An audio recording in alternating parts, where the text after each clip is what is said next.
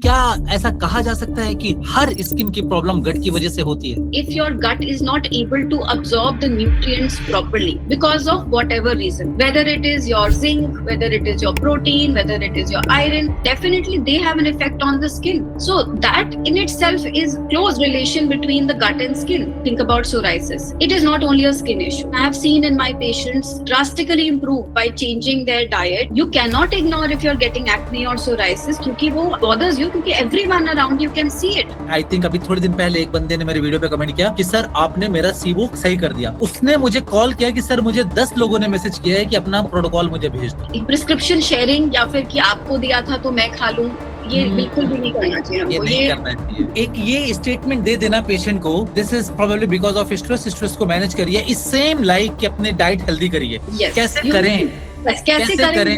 Exactly सवाल तो ये है। मैंने तो कई डर्मेटोलॉजिस्ट को दिखाया है, यहाँ भी दिखाया है, दिल्ली में भी दिखाया है, लखनऊ में भी। तो उन्होंने बताया कि ये बेटा लाइफ टाइम डिजीज होती है, इसका कोई सॉल्यूशन नहीं है। तो मैं पूछना चाहता हूँ आपसे कि साइंस इतनी आगे जा चुकी है, तो आपसे ये कंफर्मेशन करना चाहता हूँ कि इसका कोई परमानेंट सॉल्यूशन है आगे चलकर, या फिर मतलब इसके साथ ही जिंदगी बितानी पड़ेगी? क्योंकि ये इस सफरिंग करता हूँ ना, इस प्रॉब्लम से तो ज़्यादा मतलब परेशानी होती है। कहीं रिश्तेदारी में या किसी रिलेशनशिप में कहीं जा नहीं सकता हूँ, आ नहीं सकता हूँ। थोड़ा सा हेजिटेशन रहती है कि लोग क्या सोचेंगे इसके बारे में। कोई भी टॉपिकल ऑइंटमेंट लेने के बाद या प्रोसीजर करवाने के बाद प्रॉब्लम रीअकर कर सकती है।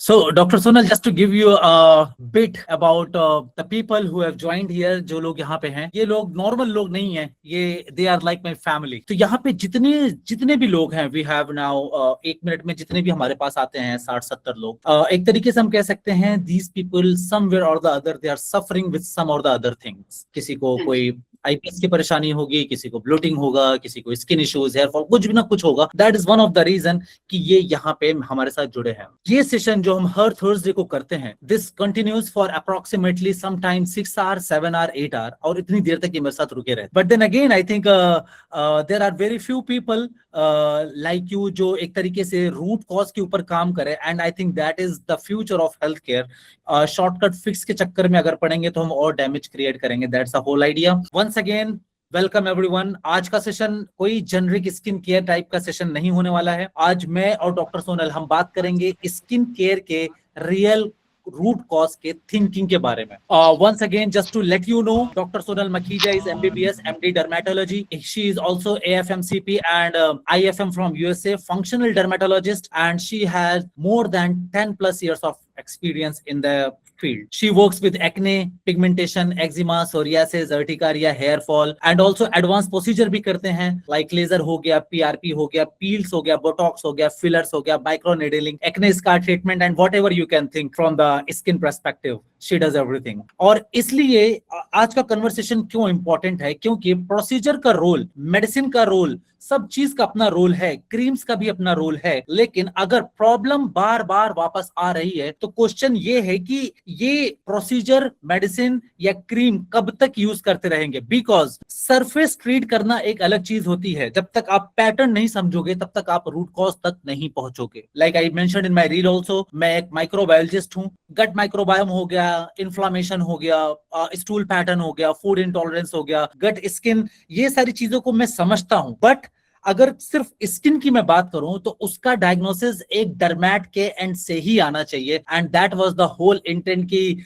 Thank you so much doctor Sonal for agreeing with us कि आप आने के लिए तैयार हुए, taking out from your super busy schedule, and just to disclose this to everyone, सबको बताना चाहता हूं कि यहाँ पे हमारे और डॉक्टर सोनल के बीच में कोई मॉनेटरी एग्रीमेंट नहीं है। Neither I am paying her nor she is paying me. हम दोनों कुछ नहीं पे कर रहे हैं। It's totally for the cause जो आप लोगों के लिए हम बेस्ट से बेस्ट करना चाहते हैं। That is the only intent behind this. So today we will try our best to separate the real science from the Instagram myth. जो भी इंस्टाग्राम पे मिथ चलता है in terms of skin care and other things, उसको we will in fact try our best कि जितना ज्यादा हम उसको एक डिमार्केट कर पाए, दोनों के बीच में एक क्लियर लाइन बना पाए। Anything from your end, Dr. Sonal? Yes, Dr. Arim, thank you so much. आपने इतना अच्छा इंट्रोडक्शन दिया है मेरा, and thank you so much for giving me this opportunity कि मैं इतने लोगों तक पहुंच पाऊं एंड मैं उनकी किसी तरह से हेल्प कर पाऊं. So thank you so much for this opportunity. I am very grateful to you. With that thing, Dr. Sonal, मेरा सबसे पहला, you might think कि ये तो सीधा क्वेश्चन ही पूछने पे आ गए, but then again just wanted to understand, you as a doctor, you as a dermat, what do you think कि root cause क्या होना चाहिए, क्या है? What's your take on that when we talk about root cause? सो जो हम root cause की बात करते हैं तो ये कोई नया कॉन्सेप्ट नहीं है, ये कोई नई रिसर्च नहीं हुई है कि रूट कॉज कुछ होता है. रूट कॉज का सिंपली मीनिंग होता है कि ये एक्चुअली हो क्यों रहा है. कोई भी डिजीज प्रोसेस है वो स्टार्ट कहाँ से हो रहा है. एंड जब हम कोई भी मेडिसिन देते हैं या खाते हैं, यूजुअली वो एक जो सिम्टम है उसको ट्रीट करने के लिए एक लेवल ऊपर तक या 2 लेवल ऊपर तक ट्रीट कर रहा होता है. बट एक्चुअली वो प्रॉब्लम स्टार्ट कहाँ से हुई, वो चीज को आइडेंटिफाई करना. सो इसको मैं अपस्ट्रीम अप्रोच कहती हूँ. दैट जो भी हमारा कंडीशन है, like specially coming to skin, जैसे आपको सोराइसिस है या एक्ने है, वो first of all correctly diagnose करना कि वो क्या चीज है एंड वो स्टार्ट कहाँ से हुआ था, क्या चीज थी. वॉज इट जेनेटिक्स थे या कुछ आपके चाइल्डहुड में कुछ इवेंट था, कोई ट्रिगर था जिसकी वजह से स्टार्ट हुआ है, या कोई आपके करंट लाइफस्टाइल में कुछ ऐसे फैक्टर्स हैं जो उसको ट्रिगर करे जा रहे हैं, whether it is stress, it is sleep और it is your diet. So actually root causes सिर्फ बेसिक्स होते हैं. They are not something new, they are actually going back to the basics. So I think I will highly agree here with you, because I feel कि root cause का मतलब ये नहीं होना चाहिए कि आपने रैंडमली कोई डिटॉक्स पकड़ लिया या फिर रैंडम कोई प्रोबायोटिक पकड़ ली, किसी की आपने रील देखी, आपको समझ में आया कि ग्लूटेन की वजह से प्रॉब्लम होती है लोगों को, तो चलो मैं भी ग्लूटेन फ्री चला जाता हूं. ऐसा नहीं होना चाहिए. हर इंसान ग्लूटेन सेंसिटिव नहीं है, सो हर इंसान को ग्लूटेन एलिमिनेट करने की जरूरत भी नहीं है. रूट कॉज का मतलब जो अभी तक जो मैं समझा हूं आज तक के अपने प्रैक्टिस में, वो यही है, structured pattern recognition. Yes, absolutely. अगर एक बार हमने डायग्नोसिस, एक बार हमने अगर पैटर्न को पकड़ लिया, तो आई थिंक फिर सॉल्व करना इजी हो जाता है. तो the most challenging part is the history, जो हमें मेडिकल स्कूल में भी सिखाया गया था. During I think first year में ही एमबीबीएस में सिखाया जाता है ये चीज. जी, और हिस्ट्री टेकिंग इतनी इंपॉर्टेंट हो जाती है. अगर हम कहें तो रूट कॉज के लिए अगर हम ट्राई कर रहे हैं टू आइडेंटिफाई, क्योंकि वो हिस्ट्री में ही वो पैटर्न्स निकल के आते हैं, और जो ये हिस्ट्री है वो 5 मिनट्स या 10 मिनट्स में नहीं ली जा सकती है. इसके लिए we need to give good time to actually understand कि ये कहाँ से स्टार्ट हुआ था. सिर्फ आज क्या चल रहा है या 2 महीने पहले एक्ने स्टार्ट हुआ, दैट इज नॉट हिस्ट्री जहाँ से स्टार्ट होती है. ये हिस्ट्री बहुत पुरानी है जो हमें लेनी पड़ती है to understand actually why any skin condition has happened in most cases. So true. तो कि क्या ऐसा कहा जा सकता है कि हर स्किन की प्रॉब्लम गट की वजह से होती है? नो. सो ये जनरलाइज करना, और मैंने देखा है कि जब हम गट हेल्थ की बात करते हैं तो स्किन को इतना ज्यादा इन्वॉल्व कर दिया है कि skin and gut, yes they are very much connected, but हर एक स्किन प्रॉब्लम में हम गट को ब्लेम करते हैं, या फिर हर एक स्किन प्रॉब्लम को ट्रीट करने में हम डायरेक्टली गट पे जंप करें, that is wrong. So gut is definitely one of the factors that play, but it is not something जो हर एक स्किन कंडीशन में गट की इन्वॉल्वमेंट होना जरूरी है. So we have to actually, that is what we have to identify.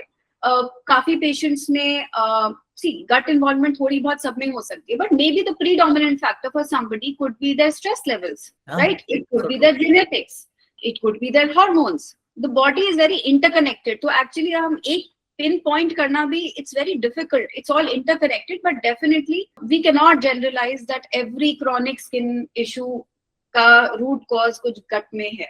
So there is not enough evidence for that also right now. I think there should be a balance. आपके point balance होने चाहिए. मतलब if someone is trying to make any sort of judgment, any sort of diagnosis, because I personally feel gut important है, I am not denying that, but gut को blame करना और गट को systematically assess करना दोनों अलग चीजें हैं. अगर असेसमेंट सही से नहीं हो रहा है, सिर्फ ब्लेम चल रहा है, तो वो एक ब्लेम गेम है कि you are trying to find an escape route, जहां पे यू वांटेड, लेट्स से, मैंने बहुत कॉमनली ये देखा है, एक इंसान जिसको डायबिटीज होता है ना, तो वो सीधा जवाब देता है कि मेरे मदर फादर को भी है. चलो हेरिडेटरी तो तब मानो जब तुमने सारे लाइफस्टाइल मॉडिफिकेशन के एस्पेक्ट ट्राई कर लिए हैं। Absolutely, I 100% agree on this. कि genetics actually, genetics is actually modifiable. It is not. Yeah.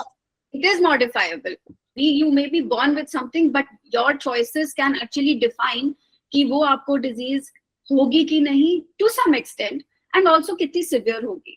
I am 100% sure doctor Sonal, OPD में ऐसे पेशेंट्स आते होंगे जो क्रीम्स के बारे में बात करते होंगे, क्रीम्स के जो सजेशन पूछते होंगे आपसे, प्रोसीजर्स के बारे में पूछते होंगे, है ना? डू यू थिंक कि अगर क्रीम या फिर कोई भी लोशन या कोई भी टॉपिकल ऑइंटमेंट लेने के बाद या प्रोसीजर करवाने के बाद प्रॉब्लम रीअकर कर सकती है, मतलब they can get the problem again? Yes, और ये आई वुड से कि स्किन में ये क्रॉनिक इश्यूज सबसे कॉमन रहते हैं, एंड काफी लोग को मैंने सुना है बोलते हुए कि स्किन की प्रॉब्लम्स तो कभी ठीक ही नहीं हो सकती, सिर्फ क्रीम लगाने को बोला जाता है, प्रॉब्लम्स ठीक नहीं हो सकती. The thing is that definitely lot of chronic skin issues like lot of chronic diseases in the body have to be managed, right? तो मैं ऐसे एक्सप्लेन कर सकती हूँ कि जैसे आपका कोई सिंक है जो पानी से ओवरफ्लो कर रहा है, राइट? तो जब हम उस पे पोछा लगाते रहे, हम उसको पानी को हटाते रहे जो एक्स्ट्रा फ्लो कर रहा है, that is good, we need to do it, but until we switch off the tap, the problem is not getting solved. So that is what it means, that it is important. Creams lagana ya topical medications ya procedures, they have a very big role actually, because they are taking care of things externally as well, and they are actually targeting a lot of the pathophysiology या जो cause है actually acne का, वो target करते हैं, definitely करते हैं. Medical science इतना आगे आ चुका है, and they are, so it is not to say कि medicines don't work. Medicines are very important and treatments are very important, but along that उसमें add करते हुए we have to go a little bit upstream, and we have to include the other factors that are at play, जैसे वो hormones है, stress है, or it is your diet, it is your lifestyle. We have to include that into the treatment process ताकि ये जो recurrence है वो कम हो जाए. So recur तब होती है जब हम सिर्फ rely करते हैं on just applying only creams, and a lot of times patients creams को misuse भी करते हैं, या फिर वो गलत creams लगाते हैं, या फिर वो patient नहीं होते हैं. See, skin is, it takes time to heal, but क्योंकि you know when I compare it to gut for example, बहुत एक funny सा thought आ रहा है, but आपकी gut problem ज्यादा लोगों को नहीं पता होती है. You know, it's a personal problem. Maybe आपके family members को पता हो, but mostly it is not an external problem. But you are facing people every day. तो skin आपकी, you cannot ignore if you're getting acne or psoriasis, क्योंकि वो it bothers you, क्योंकि everyone around you can see it, right? So that is why people have this thing of just trying to apply जो भी cream किसी ने बता दी, या कोई इंस्टाग्राम पे कोई रील देख ली या कुछ कर लिया. So we are trying to overdo it, and अब आप देख सकते हैं कि मार्केट में कितनी ज्यादा हजारों करोड़ों क्रीम्स आ चुकी हैं for any particular skin issue. And like you said, you are right कि अगर एक छोटा सा भी कुछ इंसिडेंट या कोई एक छोटा सा भी केस रिपोर्ट आती है, उसके लिए they will just create a big marketing and make it seem very important. But you know, medical science does not work like that. You have to have, it has to be actually structured approach, which under a dermatologist guidance, कि आप वो cream कब तक लगानी है, कौन सी लगानी है, किस तरीके से लगानी है. टैबलेट का भी सेम है, कब खाना है, क्या टेस्ट कराना है खाने से पहले, और कब स्टॉप करनी है medication.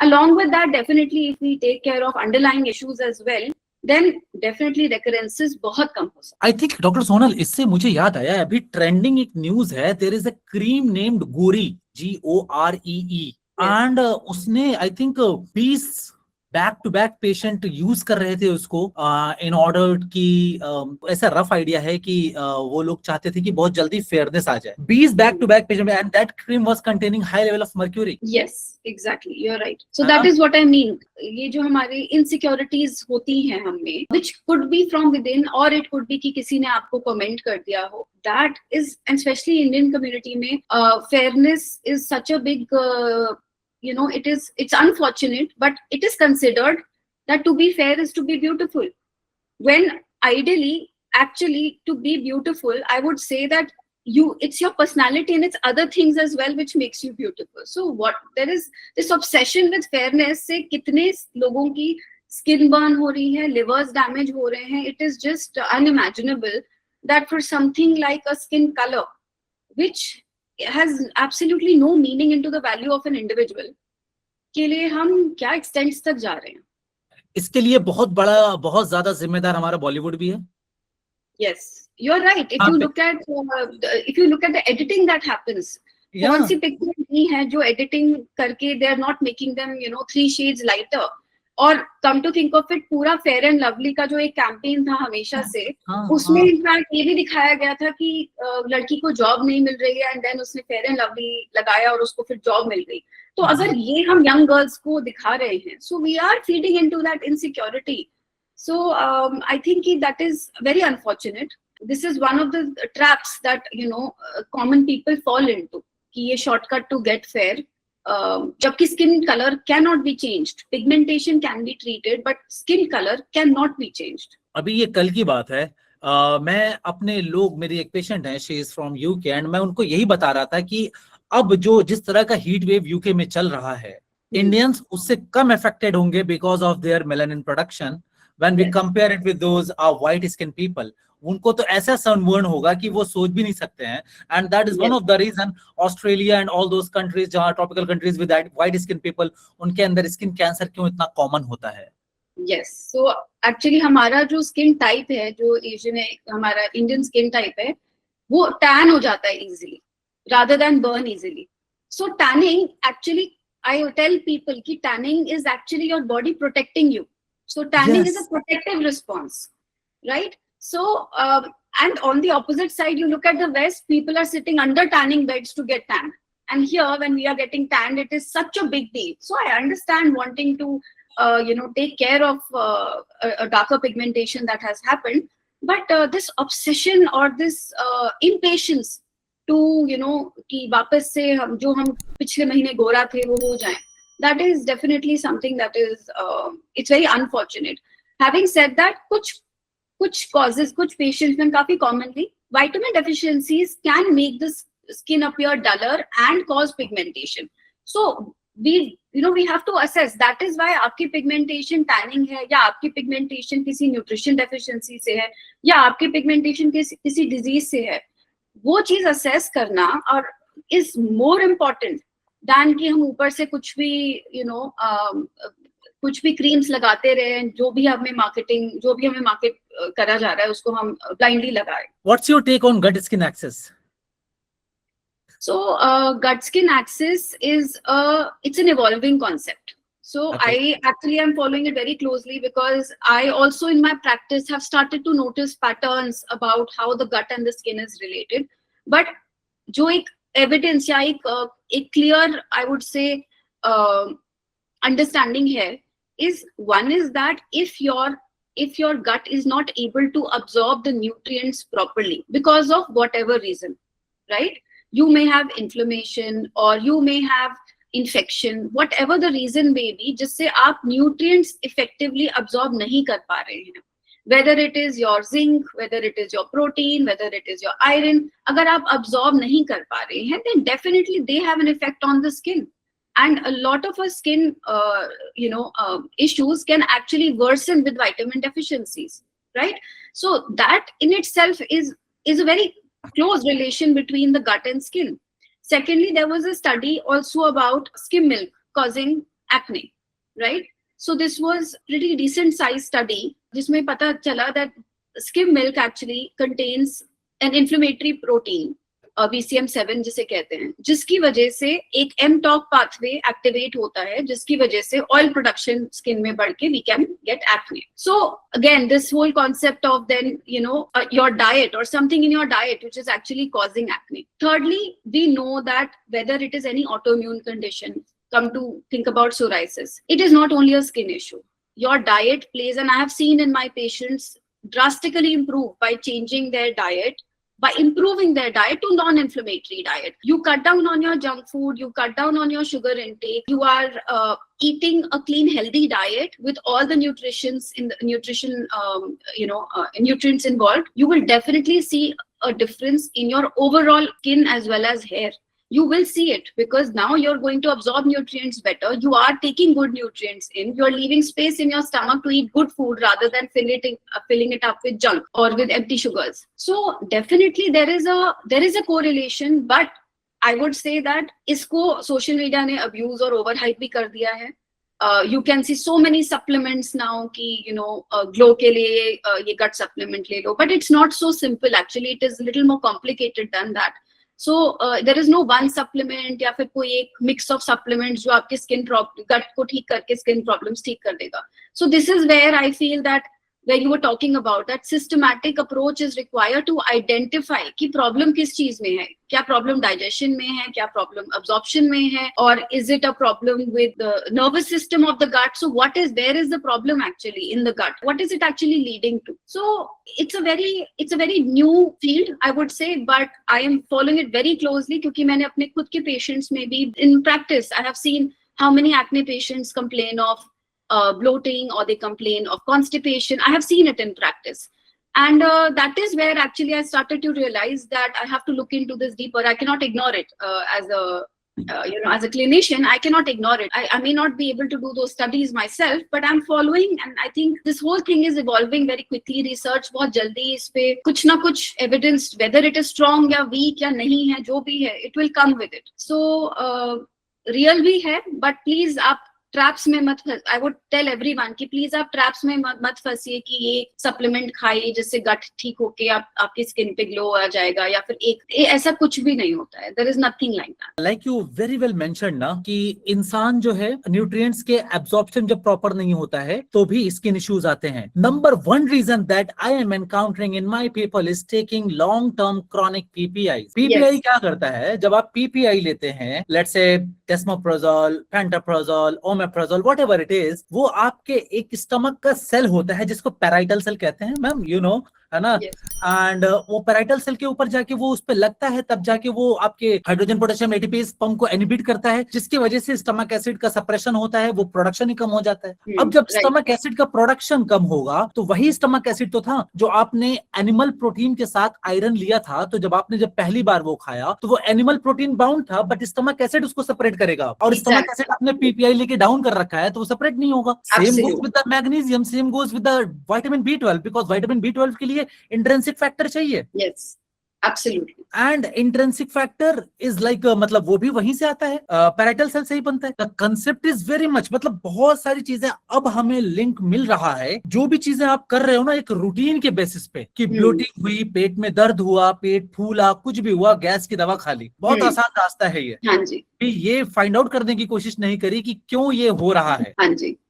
And I would say that काफी लोग मैं भी देखती हूँ, एंड मैं अपने पेशेंट से मिलती हूँ चाहे अनरिलेटेड इश्यूज के लिए, बट जब मैं उनसे पूछती हूँ आप क्या दवाइयाँ ले रहे, तो वो बोलते हैं बस एसिडिटी के ले रहे हैं, जैसे कि वो कोई टॉफी खा रहे हैं. सो कब से खा रहे हैं, वो सालों से खा रहे हैं, क्योंकि पहले कुछ इश्यूज थे तो उन्होंने and now they have ended up with 10 other issues because of being on absolutely unmonitored being on PPIs. That is where कि कोई भी मेडिसिन को आप छोटे में या हल्के में मत लीजिए. मेडिसिन का रोल होता है, और जहां और जब तक के लिए देना जरूरी है. यस, प्रिस्क्रिप्शन शेयरिंग या फिर कि आपको दिया था तो मैं खा लूं, ये बिल्कुल भी नहीं करना चाहिए हमको. ये what is causing a lot of the problems actually. This is a big problem, you know, in our society. जहां पे आई थिंक अभी थोड़े दिन पहले एक बंदे ने मेरे वीडियो पे कमेंट किया कि सर आपने मेरा सीबो सही कर दिया. उसने मुझे कॉल किया कि सर मुझे 10 लोगों ने मैसेज किया है कि अपना प्रोटोकॉल मुझे भेज दो. Yes, yeah, that is so unfortunate that we are not understanding कि हम सबकी बॉडी इतनी अलग है, इतनी ज्यादा अलग है. What is your lifestyle like in the moment? आपने अब तक क्या डाइट ली है, क्या स्ट्रेस लेवल्स रहे हैं, क्या रहेंगे आगे जाके. We have not taken that into account. And ये कॉपी पेस्टिंग जो होती है, ये ना तो स्किन में काम करती है, ना ये गट में काम करेगी. I'm sure कहीं नहीं काम करेगी मैम, कहीं नहीं काम करेगी. बिकॉज अभी ना एक ट्रेंड चल रहा है. मतलब आप अगर Amazon पे आप खाली प्रोबायोटिक सर्च कर लो, you will find n number list of probiotic, and people know just probiotic. Probiotic का मतलब ये हो गया जैसे एंटीबायोटिक, यू नो. अब सवाल आता है एंटीबायोटिक में कौन सा एंटीबायोटिक, क्योंकि कुछ तो बहुत ज्यादा ब्रॉड स्पेक्ट्रम है, कुछ नैरो स्पेक्ट्रम है, कुछ तो डिपेंड करता है कि what kind of infection you have. Same thing applies in the probiotic also. Which probiotic you require, वो पर्टिकुलर स्ट्रेन कौन सा है उसके अंदर. Yes, absolutely. आई थिंक ये सेम विद स्किन इश्यूज, क्योंकि थोड़ा बहुत ये अब सब समझ चुके हैं that there is some relation between the gut and the skin, and because of that एक mass therapy of let's take prebiotics has started and we are just consuming the most marketed probiotics कि हम अपनी gut better कर रहे हैं। You know, same with, I would say same with fibre का एक वो आया, ओके, यू नो, प्रोटीन का एक वेव आया, नाउ फाइबर का वेव आ रहा है। People are just consuming without understanding कि हमें किस तरीके से उसको स्टार्ट करना चाहिए। एंड यू नो, ये नहीं कि फाइबर अच्छा है तो बस उठा के हमने मैक्सिमम डोज खा ली, आप अपने सिम्टम्स वर्स कर रहे हो। सो दैट इज वेयर, चाहे वो सप्लीमेंट हो, चाहे वो एंटीबायोटिक हो या प्रोबायोटिक हो, please do not take it without consulting कि आपके लिए वो जरूरत है भी कि नहीं एंड किस तरीके से उसको लेना है। I can quote few example also, Dr. Sonal here. Let's say जैसे इनुलिन एक फाइबर है, FOS एक फाइबर है, GOS एक फाइबर है। ये फाइबर अगर एक नॉर्मल एक ब्लोटिंग वाला इंसान ले तो उसकी ब्लोटिंग इतनी ज्यादा शदीद हो जाएगी कि पूरी जिंदगी उसको फाइबर का डर बैठ जाएगा। Exactly, you are right. You are है right. ना? And Yes. now on the other hand, there are certain low format fiber also. Let's say जैसे partially hydrolyzed का और कम हो गया, सीलियम हस्क हो गया, but अब कुछ लोग उसके लिए भी because your guts microbiome are not ready. आज तक आपने सिर्फ जंक के ऊपर सर्वाइव किया है, अचानक से अब आप सोचो फाइबर दे दें और वो डाइजेस्ट हो जाए, ऐसा नहीं होता है। Right. उसको हमें ट्रेन करना पड़ेगा। We have to train the microbiome. You have to strategize that. You have to train the microbiome. You have to go really gradual and slow. Yes. And Absolutely. then वहां पे like I used to educate my people कि जब bloating को आप फिर categorise करो mild, moderate, severe में। Let's say अगर सीवियर है तो स्टॉप करो, मॉडरेट है तो हाफ कट करो, माइल्ड है तो सेम डोज पे कंटिन्यू करो, और कुछ नहीं है, ब्लोटिंग नहीं हुई तो सेम डोज को डबल डोज करके नेक्स्ट ट्राई करो ताकि you can increase also. Yes, absolutely. And I would say that before that, हमारी general diet में, you know, with the normal foods, without even thinking of supplements, we are not having enough fiber, you know. So those are things that हमें हर चीज के लिए दवाइयाँ या वो you know supplements पे नहीं करने की जरूरत है, because we have to, like I say, go back to the basics actually. I'm really enjoying this talk because you know we are on the same page. You being a dermatologist, me being a microbiologist, कहना नहीं चाहिए, लेकिन हमारे community में भी बहुत ज्यादा ये है कि हम इस तरह की चीजें, कुछ लोग ऐसे होते हैं जो बहुत प्रमोट करते हैं ब्लाइंडली, सेइंग दैट कि इससे पिगमेंटेशन चला जाएगा, फेयरनेस आएगी, ये ले लो, वो ले लो, वो ले लो। आई डोंट नो स्पॉन्सर्ड होती हैं वो वीडियोस क्या होती हैं मुझे नहीं मालूम, बट आज के एरा में it is really really very easy to identify, क्योंकि अभी लोग भी बड़े जागरूक होते जा रहे हैं day by day. They know कि ये प्रोडक्ट बेचा जा रहा है मुझे, and once the people feel it कि ये मुझे कुछ बेचना चाह रहे हैं, वहीं वो आपके रील का व्यू भी नहीं आएगा, फिर वो पूरी रील भी नहीं देखेंगे। That's how educated people are getting day by day, because ultimately पैसे तो उनके पॉकेट से जा रहे हैं। Yes, and actually in a era जहाँ पे you know there are so many other content creators जिनका ये you know for them it's they're doing this for their you know for their living, promoting products. Patients कितने confuse हो रहे हैं कि करना क्या है, क्योंकि यू नो उस बहुत अच्छी इन्फ्लुएंसर ने ये बोल दिया था। So that is when I you know think that we have to be as doctors very responsible in what we are you know suggesting to our patients and how we are adding or not adding to that confusion of theirs. Ma'am, problem with the doctor is, you know, the biggest problem जो मैंने face किया है, जो मैं देख रहा हूं, in fact अभी एक इन्फ्लुएंसर अपना स्किन केयर प्रोडक्ट बेच लेगा बहुत आसानी से, क्योंकि वो 10 तरह के फिल्टर लगा देगा वीडियो एडिट में, एंड पीपल बाय रिजल्ट। अगर आपको मेरी स्किन क्लियर दिख रही है तो of course you will connect it, इसका मतलब ये यही यूज करता है। Getting my point? डॉक्टर इतने ग्रैनुलैरिटी में एडिटिंग के जाएगा ही नहीं, वो साइकोलॉजी के पीछे जाएगा ही नहीं, वो तो साइंस बताने में लगा रहेगा। True. And patients don't want to hear science. But मुझे लगता है कि आपके पेशेंट्स काफी पेशेंस से सुन रहे हैं साइंस को, and I'm very happy about that. मेरे लोग that's how I think अभी मेरी ग्रोथ बहुत ही स्टैटिक है, मेरी ग्रोथ बहुत ही मतलब फास्ट नहीं है। पिछले 6-7 महीने से वी आर स्टक ऑन 72.3 ये follower, but I am super happy. मुझे बिल्कुल कोई शिकायत नहीं है, because I personally believe in one thing कि I am building a library in my Instagram videos, जहां पे आज नहीं तो कल जब लोग स्क्रॉल करके देखेंगे, ईच एंड एवरी कंटेंट में उनको कुछ ना कुछ वैल्यू मिलेगी, साइंस मिलेगा। Yes, absolutely. That is my ultimate aim and vision and goal, जिसके पीछे मैं दिन रात काम कर रहा हूँ। That is really all right. Having said that, just आपके ही बातों से मेरे दिमाग में क्वेश्चन आया कि how often do you see patients with skin issues associated with the gut issues? Let's say एक इंसान को जैसे एक्ने हो रहा है, तो उसको हाउ फ्रीक्वेंटली डू यू सी कि एक्ने वाले को ब्लोटिंग भी हो रही होगी या कॉन्स्टिपेशन भी होगा, कुछ भी इस तरह का? So I would tell you very honestly कि until मैं almost 10 years plus से I'm practicing, but मैंने शुरू के years में कभी अपने patient से पूछा ही नहीं कि क्या आपको gut symptoms हैं, क्योंकि we never, because see there has been no evidence about it earlier and हमने noticed, so we never asked that question. As a skin doctor we were looking at skin, we were looking at things that we were taught कि उस disease से वो related है. Definitely अगर कोई psoriasis का patient है, we do look beyond skin, right? We do understand कि उसके underlying there are a lot of factors that are at play. But somehow we did not, I at least did not in my initial years of practice, did not even ask. And जब मैंने पूछने लगी या फिर एक दो patients ने मुझे खुद बताया, because I think उनको they started to hear about something called gut health, तो I realized कि कितने ज़्यादा acne या rosacea या psoriasis या urticaria patients को gut issues हैं and they are not even treating them. वो बोलते हैं कि they'll tell you, कुछ patients आके मुझे खुद बोला कि I think मेरे को gut issues की वजह से ये सब हो रहा है. And for a second I said, what gut issues? And then I realized कि कितने patients को ये problem, gut. So now it has become a part of my regular protocol कि when people come with these chronic skin issues, I at least make the effort to ask them कि आपको क्या, do you have any GI symptoms?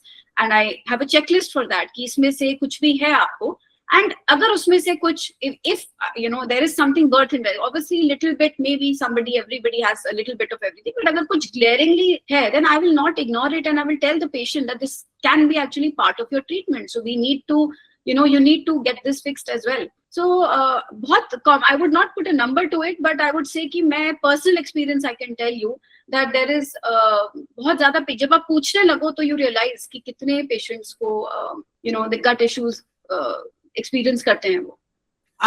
Just to add here, ma'am, ये patient की fault नहीं है, because patient उसको दो अलग अलग एंटिटी देखता है कि गट वाले के इशू के लिए हम किसी दूसरे डॉक्टर के पास जाएंगे, यहाँ हम स्किन दिखाने आए हैं, सर में दर्द हो रहा है तो न्यूरोलॉजिस्ट के पास जाएंगे, है ना? गेटिंग? तो पेशेंट की फॉल्ट बिल्कुल नहीं है. आई थिंक बॉडी को नहीं पता कि अलग अलग डॉक्टर हैं, आपकी बॉडी को नहीं पता है कि अलग अलग डॉक्टर हैं. So that is important that हम थोड़ा सा we work a little bit in collaboration और हम एक इंटीग्रेटेड अप्रोच लें, कि you don't know what is it. अगर for example like I used to tell my patient always that okay, ये आपका stress से बढ़ रहा है, and I used to stop there. But today I dive into क्या stress है, कहाँ से आ रहा है, and are there any tools that I can help them with जिससे वो stress levels कम हो, because ultimately मेरा patient benefit अपनी skin disease में in some cases does benefit if I am leading them towards say a better lifestyle choice or giving them tools to help with improving certain things in lifestyle. क्योंकि सिर्फ बोल देना कि ये stress से बढ़ रहा है, आप stress manage करिए, patient को नहीं पता कि stress manage करना क्या होता है या क्या करें. It is just मतलब I feel कि हम half एक advice हो गई हमारी तरफ से, and patient चला जाता है thinking कि ठीक है, स्ट्रेस का क्या ही कर सकते हैं हम. एक ये स्टेटमेंट दे देना पेशेंट को कि this is probably because of stress को मैनेज करिए, इज सेम लाइक कि अपने डाइट हेल्दी करिए. कैसे करें एग्जैक्टली, सवाल तो ये है. And I come with this that for example we have always told our acne patients कि आप एक्सरसाइज करिए. I have also said the same कि आप एक्सरसाइज नहीं करें, एक्सरसाइज करिए. एंड देन मेरे पास जो पेशेंट्स आए who are exercising like crazy क्योंकि उनको PCOD diagnosis है, उनको पता चला है कि एक्सरसाइज करना चाहिए. Then you realize why it is important कि हम सिर्फ एक्सरसाइज बोल पे नहीं छोड़े, because now these patients are doing such high intensity interval training कि वो अपना cortisol level बढ़ा रहे हैं, जिसकी वजह से they may think that हम बहुत हार्ड वर्क कर रहे हैं, हम अपनी हेल्थ के लिए बहुत कुछ कर रहे हैं, but there is a way to do it as well. तो वो गाइडेंस देना और at least directing them to someone जो उनको गाइड कर सके इज वेरी इंपॉर्टेंट. क्योंकि मैंने बहुत पेशेंट्स में देखा है जिनका एक्ने लिटरली ट्रिगर होता है because they are doing high intensity interval training excessively. So it is good to do it twice or thrice a week, but if you are running on a high cortisol, अगर आप already बहुत stressed हैं, then this physical stressor is actually adding to your increasing your cortisol levels, जो आपका stress hormone है. and it could be causing so many other issues with your skin or with your health. तो मैं just a छोटी सी बात की हम lifestyle में हम जब advice दें तो we have to understand that थोड़ा सा time देकर अगर हम patient से समझें कि वो, और फॉर एग्जाम्पल वो कब एक्सरसाइज करते हैं, सुबह करते हैं, रात को करते हैं, सोने से पहले कर रहे हैं, maybe that exercise routine is interfering in sleep. So ये सब मॉनिटर करना is something that we have to we can not ignore these things जो ये बेसिक्स हैं हमारे. तो with that thing I came up with a question कि क्या हम ये कह सकते हैं कि एक्ने का मतलब सिर्फ बैक्टीरियल इन्फेक्शन नहीं है? Acne is not always bacterial? No. So basically acne it's a complex disease. Main 4 mechanisms हैं. So one is that आपके skin में excess oil production या sebum production होता है. Then there is follicular hyperkeratinization. मतलब dead skins जो हैं, dead cells जो हैं, वो वहीं पे collect होते जा रहे हैं, and that is what जो हम कहते हैं कि pores clog हो रहे हैं हमारे, या फिर हमारे white heads या black heads बन रहे हैं. And then there is वो एक breeding ground बन जाता है बैक्टीरिया के लिए. Cutibacterium acne होता है, it becomes a breeding ground for that. और ये बैक्टीरिया एक्चुअली हमारे skin, so our skin also has a microbiome. Actually it is not only the skin also has microbiome. It is a normal part of our microbiome. But ये जो एक condition बन जाती है जिसमें dead skin cells are they're not able to shed and they're clogging the pores. This is causing excessive growth of this bacteria, and then there is local inflammation, जिसकी वजह से जो आपको दिखते हैं रेड कलर के पिंपल्स या cysts हैं, नोड्यूल्स हैं, वो बनते हैं. So acne is a complex disease, और इसको इन सब चीजों को मॉड्यूलेट क्या कर रहा है? इन सब चीजों को मॉड्यूलेट कर रहा है आपकी डाइट, आपका मेटाबॉलिज्म, आपके हार्मोन्स, आपका gut microbiome, your immune response and your psycho-emotional stress levels. All of this is contributing to that. So it is actually a complex issue. So ये acne एक hygiene issue है, क्योंकि patients आके कहते हैं मैं इतना हाथ साफ रखता हूँ, मैं face साफ रखता हूँ, मैं अपना face touch नहीं करता हूँ, मैं phone sanitize करता हूँ, फिर भी acne हो रहा है. So acne is not कि एक bacteria ऊपर से आके कहीं बैठ गया and it has caused an infection. It is not that. There is actually a little more complex process. So just for the females कि उनके भी थोड़े से डाउट क्लियर हो जाए, hormonal acne, let's say like for example PCOS हो गया, ये सारी प्रॉब्लम हो गई, हार्मोनल एक्ने में गट और मेटाबॉलिज्म का रोल कहां तक होता है ma'am? If you can just throw some light on that. So see basically hormonal acne क्या होता है? It is linked to whether it is your PMOS या पीसीओएस, या आपका जो टेस्टोस्टेरोन लेवल्स है, या जो आपके मेल हार्मोन्स एंड्रोजन है वो एक्सेस में है, या आपको इंसुलिन रेजिस्टेंस है, या आपके जो रिसेप्टर्स हैं जो आपके they are more sensitive to those normal levels also. Lot of times hormonal acne जब हम कहते हैं, अब पेशेंट्स कहते हैं रिपोर्ट्स तो नॉर्मल आई हैं तो हार्मोनल आप कैसे कह रहे हैं इसको? बट आपके योर रिसेप्टर्स, आपके जो स्किन पे रिसेप्टर्स हैं हार्मोन्स के, वो ज्यादा सेंसिटिव हैं. तो इन सब की वजह से you are getting the hormonal acne. When I spoke about ki insulin resistance hai, so that your diet basically, right now it comes down to, when you're talking about the gut, it is coming down to your diet, how well you're absorbing the nutrition, whether there is any inflammation. So there is not a direct link. I will not say that ki gut or hormonal acne ka direct link hai, but definitely indirect, because nutrients are even required for your hormones to work properly. So nutrients are not just ki nutrients actually काम ही जो ये hormone के function को help करते हैं, they are needed for good hormone support. तो अगर वो nutrients नहीं है हमारे बॉडी में, absorb नहीं हो पा रहे हैं, तो hormones will not function in the correct manner. तो इसका मतलब हम क्या यहाँ पे हम ये भी कह सकते हैं कि हाई ग्लाइसेमिक फूड और एक्ने का कुछ लिंक है? Absolutely. So जो जैसे मैंने आपको पहले बताया था that जो हाई ग्लाइसेमिक फूड्स होते हैं, या जो फूड्स होते हैं जो आपके they cause a sugar spike, right? So when what happens is that again through the insulin growth factor 1 pathway, वो आपके स्किन पे अगेन जो फर्स्ट स्टेप हमने बताया था ऑयल प्रोडक्शन इंक्रीज कर देता है. अगर हम किसी एक्ने के पेशेंट से बात करते हैं, I do advise almost all of them that high glycemic foods आप थोड़े reduce करिए. It does not mean कि आप crash dieting करिए. It does not mean that आप बिल्कुल मीठा नहीं खाइए. But it means that if you're eating junk food, or if you're eating a lot of times sugar spikes, sugar foods में avoid हो सकते हैं by adding fats, good fats to your diet, or adding protein to the diet, or fiber to the diet. मतलब मैंने ऐसे भी acne patients काफी देखे हैं, क्योंकि उनको पता चला है कि मीठा खाने से होता है, डेयरी खाने से होता है, वो सब कुछ बंद कर चुके होते हैं, and literally they are starving themselves. And starving themselves, and that nutrient deficiency जितनी हो रही है, जो वो एक stress response create कर रहा है body में, that is again triggering their acne. तो एक डर के blanket way में सारे foods बंद कर देना is not correct. But definitely I would say that जो foods sugar spikes create करते हैं, and I would say before we get into our good foods which have nutrients as well as sugars in them, तो I would say आम बंद करने से पहले आप अपने chips and chocolates बंद करिए, but आम खाइए, you know. So a lot of people just directly go in because mangoes are actually such, they're so rich in so many other nutrients which are good for health. High glycemic foods definitely acne में काफी contribute करते हैं for sure. I think very beautifully said कि आम बंद करने से पहले आम जो हेल्थी भी है वो अगर आप उसके लिए आप कंसर्न है और उसके पीछे आप चिप्स खा रहे हैं उसके लिए कंसर्न नहीं है, वो एक मेजर कंसर्न होना चाहिए, है ना, rather than directly stopping आम. I also believe कि यहाँ पे ना like you mentioned कि क्रैश डाइटिंग के बारे में सेम कंसेप्ट अप्लाइज इन IBS ऑल्सो. IBS में बहुत ही स्टडीड डाइट है जिसको कहते हैं low FODMAP diet. Low FODMAP diet is a tool just to give some rest to your body so that आप बार बार वो फ्लेयर अप से उस लूप से बाहर निकले. बट अब प्रॉब्लम ये होती है कि इंसान उसको अपनी परमानेंट डाइट बना लेता है, फिर बाकी के न्यूट्रिएंट से डिफिशिएंट हो जाता है. Yes, you're right. तो वो जो एक एलिमिनेट करने के लिए कुछ भी बोलते हैं, उसके बाद then they are taking that time to give rest or to help the gut lining and everything.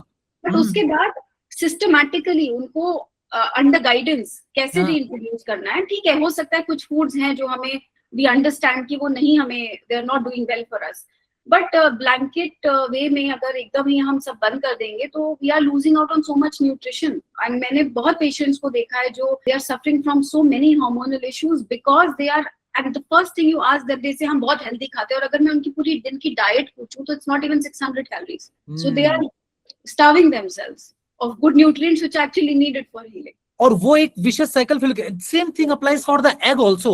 लोगों को एग से ऑब्सेशन होता है कि इसकी हम एग योक खाएं या ना खाएं. On the other hand egg yolk completely, जब होल एग की बात करते हैं तो वो कंप्लीटली लेट्स से 5.5 से 6 ग्राम प्रोटीन कंप्लीट करता है depending upon the size of the egg. But egg yolk के लिए कंसर्न रहेगा लोगों का, अगेन चिप्स के लिए, लेट्स से पुअर स्लीप के लिए, जंक फूड के लिए कंसर्न नहीं रहेगा. आई would say that somewhere it is because एक है कि हमने भी उस पर इतना स्ट्रेस नहीं दिया बाकी चीजों पे, एंड दूसरा इज दैट लाइफस्टाइल को चेंज करना इज समथिंग जिससे हम सब बहुत कतराते हैं बिकॉज हमें पता है कि कितना मुश्किल है ये करना. It is very difficult and I think कि there is no one who can say that कल से मैं ABCD करूंगा and then we get to it because life happens, हम नहीं कर पाते हैं. But we have to start with small changes and actually अगर आपको अपनी हेल्थ इंप्रूव करना है तो it is these basic few things. अगर आप उनको यू ट्रीट इट वेल, आपकी आगे जाके 10 प्रॉब्लम्स और ठीक हो जाएंगी. What's your take on dairy products या फिर dairy, let's say I am not talking about lactose free,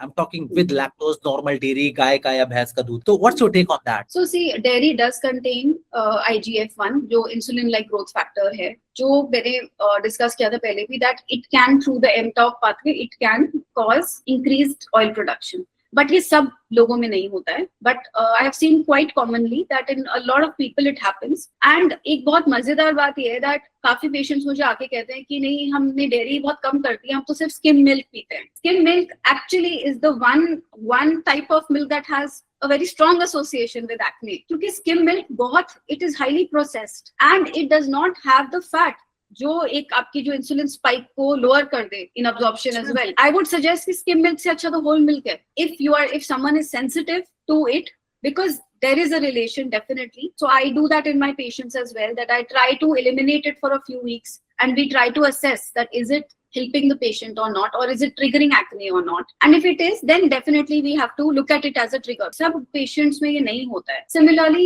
dairy से derived होता है whey protein. So काफी patients को acne first time life में तभी start होता है जब वो whey protein start करते हैं. So protein intake भी पूरा करना है. So in such cases, if we have proven that, we have seen that clearly there was association कि जब whey protein start किया है, that is what led to acne, then I will guide them towards non-dairy sources of protein instead. तो dairy का role है, but ये blanket statement नहीं है कि एक्ने स्टार्ट हो गया तो सबसे पहले डेयरी बंद कर दो. But I have seen that in a lot of cases it does help, and in lot of cases the first time they ever get acne जब वो वे प्रोटीन इंटेक अपना बढ़ाते हैं थ्रू सप्लीमेंटेशन.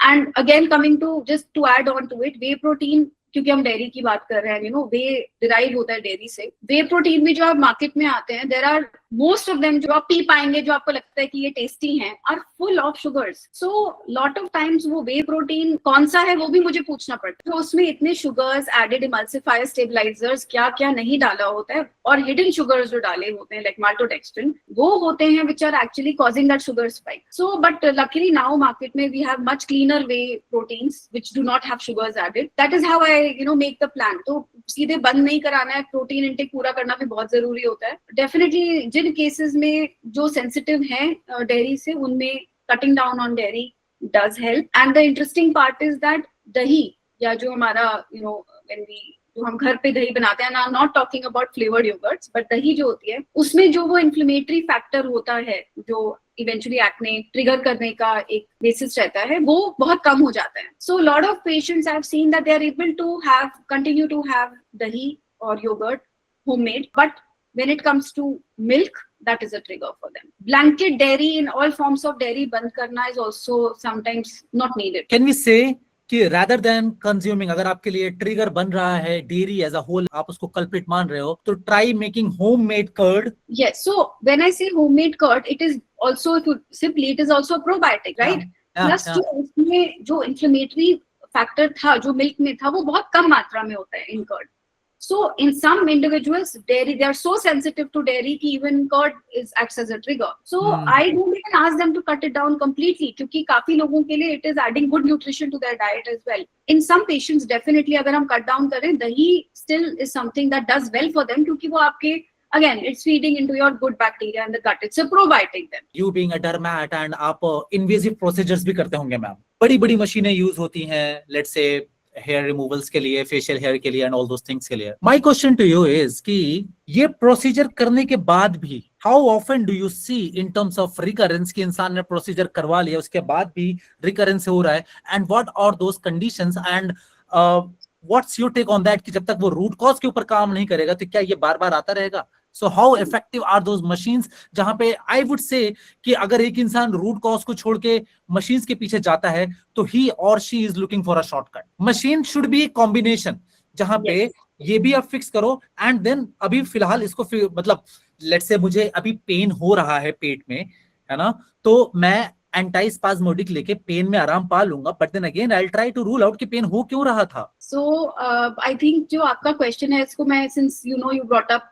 की laser hair removal for example, so जो laser hair reduction होता है जो हम करते हैं, lot of we do it for cosmetic reasons and we also do it in some patients जिनको, if you, lot of females में have unwanted hair which is thick and hormonal, जो उनको beard area में और mustache area और facial hair which is quite thick and it is not normal for in that distribution and that type of hair for a woman to have.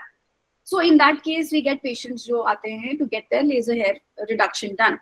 So laser या कोई भी machine है, they are definitely targeting the hair, वो आपके hair को धीरे धीरे with sessions definitely reduce कर देगा, because that is how the machine is working and now we have excellent machines जो बहुत ही safely ये काम कर सकती हैं. But again along that, अगर हमने देखा ही नहीं कि ये hair आए क्यों थे in the first place, तो laser तो target कर रहा है, तो अगर आपके you started with 10 hair, तो 10 hair 6-8 sessions laser के तो ठीक है, वो कम हो जाएंगे, but उतने टाइम में 15 और बाल या 20 और बाल आ रहे हैं because we have not addressed key underline. So cosmetic reasons के लिए हमें लेजर हेयर रिडक्शन यूज करना है. It is 100% useful, it's actually a very good result and I have seen कि क्योंकि फेशियल हेयर कितना can be so troublesome for a woman to have and to go through life with, वो laser is extremely good. और आजकल मतलब इतनी अच्छी machines आ गई हैं that we rarely see side effects और it is painless almost, it's a very comfortable treatment. But if we are not thinking about कि ये क्यों हो रहा है, that this is why all of these treatments को भी आप एक dermatologist के अंडर करिए and not any random clinic, क्योंकि आजकल हर एक salon parlor में भी laser reduction offer होता है.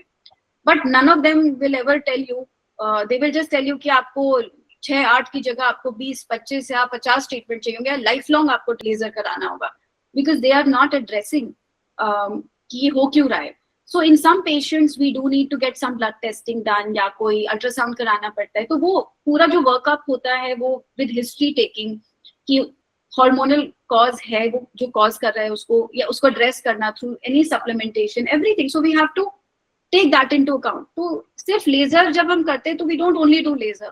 Every dermatologist will always include a workup of the patient, otherwise even the patient को रिजल्ट नहीं आएगा. अब इसी के साथ ना I see a very common overlap, SIBO, small intestinal bacterial overgrowth. मैंने बहुत कॉमनली देखा है रोजेशिया के पेशेंट में SIBO के symptoms, they don't know what is SIBO, but then again they frequently complain कि एसिडिटी होती है, ब्लोटिंग होती है, फूड ट्रिगर्स हैं. What's your take on this overlap? क्या ये रियल है या फिर it's just imaginary? So I would say that since again I have not gone into investigating SIBO in the past, right? But there are definitely dietary triggers to rosacea. चाहे वो hot spicy foods हैं, चाहे वो alcohol intake है, smoking है, but definitely I have also read certain studies about there being some association to say H. pylori. It is an ongoing thing, you know, there is still evidence that's coming in for it, but there is I have seen it very commonly in history taking that yes, a lot of the patients do have of rosacea do have gut issues as well, जो trigger की तरह act करते हैं. Ma'am थोड़ा सा rosacea समझा देंगे जो for the people जो नहीं समझते हैं? सो रोजेशिया एक कंडीशन है जो उसके काफी ग्रेड्स होते हैं, बट कॉमनली मैं आपको बताती हूँ. कुछ लोग होते हैं जिनके फेस पे हमेशा एक रेडनेस होती है, and I am not talking about a good healthy glow, but I am talking about एक रैश टाइप का रहता है फेस पे, और सेंसिटिव स्किन होती है, और ब्लड वेसल्स भी आपको फेस पे दिखेंगी उनके. सो there is I mean it's a diagnosis जो ultimately एक dermatologist करेगा, क्योंकि रोजेशिया कुछ और भी 10 चीजें हो सकता है. But commonly जो रोजेशिया होता है there are flares and there is remissions as well. तो patients खुद बताएंगे कि जब मैं exercise करता हूँ, जब क्या मेरे को गुस्सा आता है, या जब भी there is increased blood supply to the face, फिर sun exposure होता है तो हमारा रोजेशिया बढ़ जाता है, या जो फेस पे जो एक redness होती है वो बढ़ जाती है. And rosacea is not absolutely harmless because actually is a lot of discomfort to the patient. और rosacea के जो higher grades होते हैं उसमें acne के जैसे दाने भी आते हैं. It can actually change the texture also of the face. I would say that definitely the association between gut and rosacea is something worth exploring. अगर हम एक्जिमा की बात करें तो मैं चाहूंगा थोड़ा सा आप एक्जिमा के बारे में अगर बता दें, एंड देन एक्जिमा का link with the gluten, with the milk, with the sugar. क्या ये सही है कि ये इससे लिंक्ड है कि इंसान अगर ये सारी चीजें कंज्यूम करता है तो एक्जिमा उसका ज्यादा फ्लेयर अप होता है? सो सी एक्जिमा एक बहुत एक broad category of skin issues है, जिसको हम एक जनरल में बोल देते हैं एलर्जी, स्किन एलर्जी है. एंड इसमें मेनली हो क्या रहा है that your skin barrier is impaired. So जैसे हमारा गट बैरियर होता है वैसे हमारा एक स्किन बैरियर भी होता है. हमारी skin outer exposure to environment, जैसे चाहे सन है, चाहे कोई मेटल है, चाहे कोई केमिकल है, उससे हमें प्रोटेक्ट करती है, क्योंकि वो स्किन का हमारा बैरियर सही रहता है. But because of certain reasons अगर वो स्किन बैरियर डैमेज हो जाए, and it can be internal reasons as well as external reasons. Lot of time excess hand washing से हम अपने बैरियर को डैमेज कर रहे हैं. पोस्ट कोविड हमने बहुत देखा था एक्जिमा, हैंड एक्जिमा, या फिर अ लॉट ऑफ पीपल जो किचन में काम करते हैं and they are all the time you know soap use हो रहा है, या फिर वो बर्तन धो रहे हैं. So these are harsh soaps. These soaps are not meant for our hands. बर्तन का सोप बर्तन के लिए होता है, हाथ के लिए नहीं होता है. बट रिपीटेड यूज की वजह से हम अपना बैरियर डैमेज करते हैं, एंड देन बैरियर डैमेज करने की वजह से there is an immune dysregulation because of which आपको वो रैशेस आ जाते हैं जो इची होते हैं, कट्स हो जाते हैं, उसमें ड्राइनेस आ जाती है. When you come to the cause of it, I said it can be internal as well as external. So internal cause may be blindly बोल, because eczema के अगर हम actually जाएं तो then you will have to stop eating altogether, because eczema can be triggered by multiple things in different people. तो I never stop any patient of eczema blindly कि आप सब बंद कर दीजिए, आप दूध बंद कर दीजिए या फिश बंद कर दीजिए, एग बंद कर दीजिए. It is not the approach that I follow. And I would suggest say that even allergy testing बहुत एक complicated. I have not seen very lot of patients अपनी allergy reports के साथ आते हैं. अगर हमने allergy reports कराई हैं, उसमें ये सब आया है. Okay, 4-5 उसमें खाने की चीजें हो सकती हैं, but a lot of it could be dust. So what are okay? Dust is something that anyway in eczema patients we will tell them to avoid being in certain environments. या फिर जो एक common allergens होते हैं हमारी हवा में. But dust को avoid करना in day-to-day life of someone जो commute कर रहा है अपने maybe bike से travel कर रहा है या bus से travel कर रहा है is all the time not possible. And these allergy tests are extremely expensive as well. तो मैं routinely ना तो allergy test recommend करती हूँ, but I definitely tell the patients to maintain a food diary. तो जब वो eczema patients food diary maintain करते हैं, कभी-कभी उनको खुद ही एक pattern समझ में आता है, क्योंकि lot of times आप बोलो patient को कि patient कहता है कि जब मैं chocolate या मैं कुछ बाहर का खाता हूँ तो होता है, but बाहर के खाने में 1000 preservatives हो सकते हैं, हमें नहीं पता वो MSG है या वो एक or there is any other type of preservative जिसकी वजह से वो trigger हो रहा है. So I would say the basic thing in diet that I would tell them is that eat simple food, don't eat packaged food, क्योंकि packaged food में बहुत unknown factors होते हैं जो बहुत common allergens होते हैं, like your preservatives and your. आप कोई भी packaged food देखिए, पीछे आपको उसमें से lot of packaged foods में मतलब ही नहीं समझ आएगा, वो numbers में लिखा होता है, वो खाना नहीं होता है, that is all preservatives, or stabilizers, and they are not meant for actually, they're not good for consumption. वो product की को long lasting बनाने के लिए डाले जाते हैं, but they are not really beneficial, or they're not they in fact probably are harming us.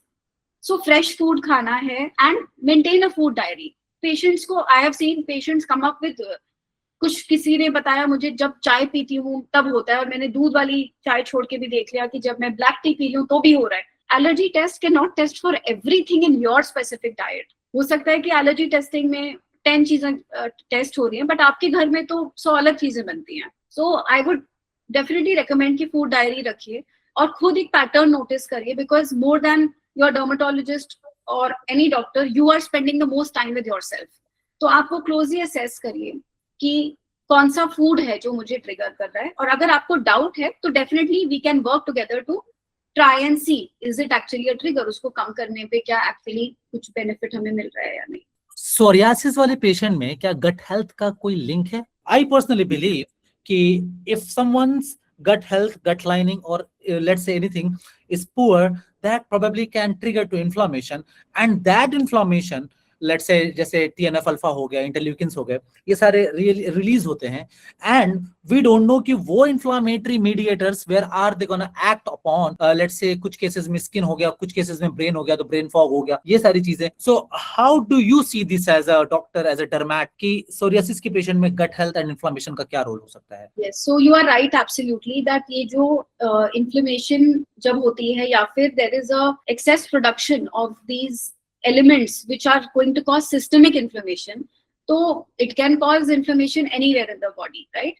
And हम psoriasis में भी जैसे देखें तो it is an inflammatory state of being, and it is not an inflammatory state only of the skin. It is actually affecting a lot of your other, it in fact very commonly affects the bones also. When we are talking about gut and psoriasis, for example, so there is quite a lot of, we have seen a lot of patients with psoriasis have gut issues, or they have IBD, and there is association that has been seen as well. There is some relation there. Secondly, again, coming to the absorption of nutrients, that is not happening correctly. When you're not absorbing nutrients, whether it is your vitamins, your or other even microelements, which micronutrients which are helping with your keeping your inflammation levels low, they are not being absorbed well. So I would say that definitely there is a strong, and I have seen a lot of my psoriasis patients improve when they have been on low inflammatory diets. That is actually a very active prescription that I give them to cut down on certain inflammatory foods, and to actually, more than cutting, add foods which are anti-inflammatory. It definitely makes a lot of difference. And psoriasis is no more considered it's actually a metabolic disease now. So we have to take the patient as a whole. We cannot ignore the effects on the heart. We cannot ignore the effects on the bones. or what it's doing with your cholesterol levels. We cannot ignore all of that. So I think it is definitely one of the diseases in which it's worth exploring. Thank you so much. But then again अभी हमने बहुत ज्यादा I think skin and gut के बारे में बात कर ली. I just wanted your view point on something, let's say either it's male और फीमेल हेयर फॉल. तो हेयर फॉल के लिए बहुत कॉमनली पीआरपी हो गया, सीरम्स हो गए, शैम्पूज हो गए, बहुत ज्यादा ऑयल्स हो गए, हेयर ऑयल हो गए, बहुत ज्यादा मार्केट में अवेलेबल है, variety of options available. My question to you is कि a person like me, let's say assume that कि I don't know anything, what should I check first अगर मेरा हेयर फॉल हो रहा है तो? So hair fall first to understand is कोई एक कॉज नहीं होता हेयर फॉल का. हमेशा हेयर फॉल के मल्टीपल कॉजेज होते हैं at any given time, but definitely कोई एक कॉज हो सकता है जो प्रीडोमिनेंट हो. कोई भी हम प्रॉब्लम को अगर हम असेस करते हैं तो पहले भी स्टार्ट विद हिस्ट्री. तो कुछ हेयर फॉल होते हैं जैसे टीलोजन एफ्लूवियम होता है, which can happen a few months after a physical और अ मेंटल स्ट्रेसर. कोई पेशेंट्स हैं जो they have gone through some very adverse event or unfortunate event, or they have shifted places, या फिर उनका lot of patient होते हैं जैसे एग्जाम्स के 3-4 महीने बाद हेयर फॉल स्टार्ट होता है. जैसे कि स्ट्रेस तो अब नहीं है, अब कैसे स्ट्रेस वाला हेयर फॉल हो रहा है. सो स्ट्रेस वाला जो हेयर फॉल होता है, या फिर किसी को कोविड हुआ था उसके 2-3 महीने बाद हेयर फॉल स्टार्ट होता है. सिमिलरली डेंगी होता है पेशेंट्स को. So these are all physical stressors on the body. तो इसको हम टीलोजन एफ्लूवियम कहते हैं, जिसमें आपके जो हेयर हैं वो सारे के सारे, टीलोजन मतलब होता है कि it's a phase of our cycle जिसमें शेडिंग होती है, क्योंकि हेयर शेड होंगे और न्यू हेयर आएंगे. इट्स अ साइकिल, एक ही बाल नहीं रहेगा हमारे स्कैल्प पे. बट उसमें क्या होता है that lot of our hair, maximum suddenly they fall together. तो आपको सडनली गुच्छों में बाल गिरते हुए दिख रहे हैं. सो वो एक कॉज है. Then it could be nutritional causes. आपके आयरन लेवल्स लो हो सकते हैं, आपके आयरन स्टोर्स लो हो सकते हैं, you may be deficient in B12, आपको थायराइड की प्रॉब्लम हो सकती है. सो there could be a lot of micronutrient deficiencies which are contributing to hair fall. Protein कम हो सकता है हमारी डाइट में, उससे हेयर फॉल हो रहा है. एट एनी गिवन टाइम ये सारे कॉजेज हो सकते हैं actually. And then coming to hormonal causes, या फिर जो मेल्स में हम कहते हैं androgenetic alopecia, which is not a disease process actually, but it is that आपके hormones are preventing your hair from your hair are falling and in a patterned way. तो ये फीमेल्स में भी हम फीमेल पैटर्न हेयर लॉस कहते हैं, जिसमें central parting females में वाइड होने लग जाती है. एंड मेल्स में we see that from the temple area we are starting to lose hair. वही पैटर्न में हेयर लॉस स्टार्ट हो जाता है. तो ये हार्मोनल कॉजेज होते हैं. जब हार्मोनल कॉजेज होते हैं, then if there is, specially in females, if there is any underlying hormonal issue like there is a PCOS or there's a thyroid issue, then definitely by addressing those actual deeper issues and helping the patient with serums and nutritional support, we can definitely help the hair. On the other hand, when we talk about in males, right, so males में basically जो hormone है which is preventing the hair from now come, because it is suppressing the hair follicle. आपके जो hair follicles है उनको suppress कर रहा है उस pattern में, which eventually ends up leading to baldness or grades of baldness in different people. Again, उनको भी हम help कर सकते हैं by again targeting that hormone or trying to suppress that hormone to some extent. And locally serums जो blood supply बढ़ाती हैं scalp का, जिससे nutrition जो है वो scalp का बढ़े, और जो हमारे ग्रोइंग फेज में बाल हैं उनको ज्यादा लंबे टाइम तक हमारे स्कैल्प पे रखें. कॉजेज ये सारे हो सकते हैं. एंड छोटे मोटे कॉजेज और भी होते हैं, लाइक हमने we have damaged our hair, हमने केमिकल ट्रीटमेंट्स कराए हैं बालों पे, विच कैन केराटिन, आजकल लोग straightening, keratin treatments, products use करते हैं, एक्सटेंशंस लगवाते हैं, उसकी वजह से भी ब्रिटल हो जाते हैं hair and they break. So hair fall की बहुत सारे कॉजेज होते हैं, और वो डीप हिस्ट्री टेकिंग पे ही हमें पता चलता है कि एग्जैक्टली कौन सा एक मेजर कॉज है. एंड कुछ ब्लड टेस्ट होते हैं डेफिनेटली, जैसे मैंने बताई थी न्यूट्रिशन, उनको हमें करा के हिंट्स मिल जाते हैं कि हम किस वे में न्यूट्रिशनली सपोर्ट कर सकते हैं उस पेशेंट को. अलॉन्ग विद दैट जो टॉपिकल हम सीरम्स देते हैं, जिससे अगेन ग्रोथ फैक्टर्स होते हैं जो बालों को थोड़ा हेल्प करते हैं in their growth and to make them healthier. Shampoos में मैं ज्यादा बिलीव नहीं करती हूँ as hair fall. Actually shampoo का काम है कि वो आपके स्कैल्प को क्लीन रखे और एक्सेस ड्राई ना करे. So as long as, so I would tell here also to everybody जो सुन रहे हैं कि आप हेयर फॉल के शैम्पूज पे अपना मनी वेस्ट मत करिए या फिर दिमाग मत वेस्ट करिए. Focus on all these issues जो मैंने बताया है. एंड डेफिनेटली कुछ सीरम्स होती हैं जो हम स्कैल्प पे लगाते हैं, वो अब्जॉर्ब होती हैं. जो अब्जॉर्ब होती हैं वो काफी टाइम तक काम करती हैं और रेगुलर यूज पे आपको जरूर हेल्प करती हैं. सिमिलरली हम जो PRP है, GFCs है, वो करते हैं. उसमें भी हम ग्रोथ फैक्टर्स इंजेक्ट करते हैं स्कैल्प में, जो आपके हेयर को ग्रोथ करने में सपोर्ट करता है। बट ये सब करते करते अगर हमने चेक नहीं करा कि हमारा आयरन ही इतना लो था या B12 भी इतना लो था, तो definitely will not see improvement. और दूसरा, आई वुड से कि when it comes to skin and hair, तो बहुत ज्यादा पेशेंस चाहिए होती है, बहुत ज्यादा पेशेंस चाहिए होती है टू सी रिजल्ट्स। तो काफी टाइम पेशेंट सोचते हैं 1 महीना हमने कर लिया, काम नहीं किया, कुछ बाल नहीं आए, तो अब हम दूसरा डॉक्टर या दूसरा सीरम या दूसरा ट्रीटमेंट पे जंप करते हैं, एंड इसी से कंफ्यूजन क्रिएट होता है। तो कोई भी एक जो डर्मेटोलॉजिस्ट को आप ट्रस्ट करते हैं, आप उनपे उनको फॉलो करिए, they will be able to guide you in the correct manner. Patience is needed from both the doctor side as well as the patient side. मैंने आपकी एक रील देखी थी about the Korean skin, glass skin, something like that.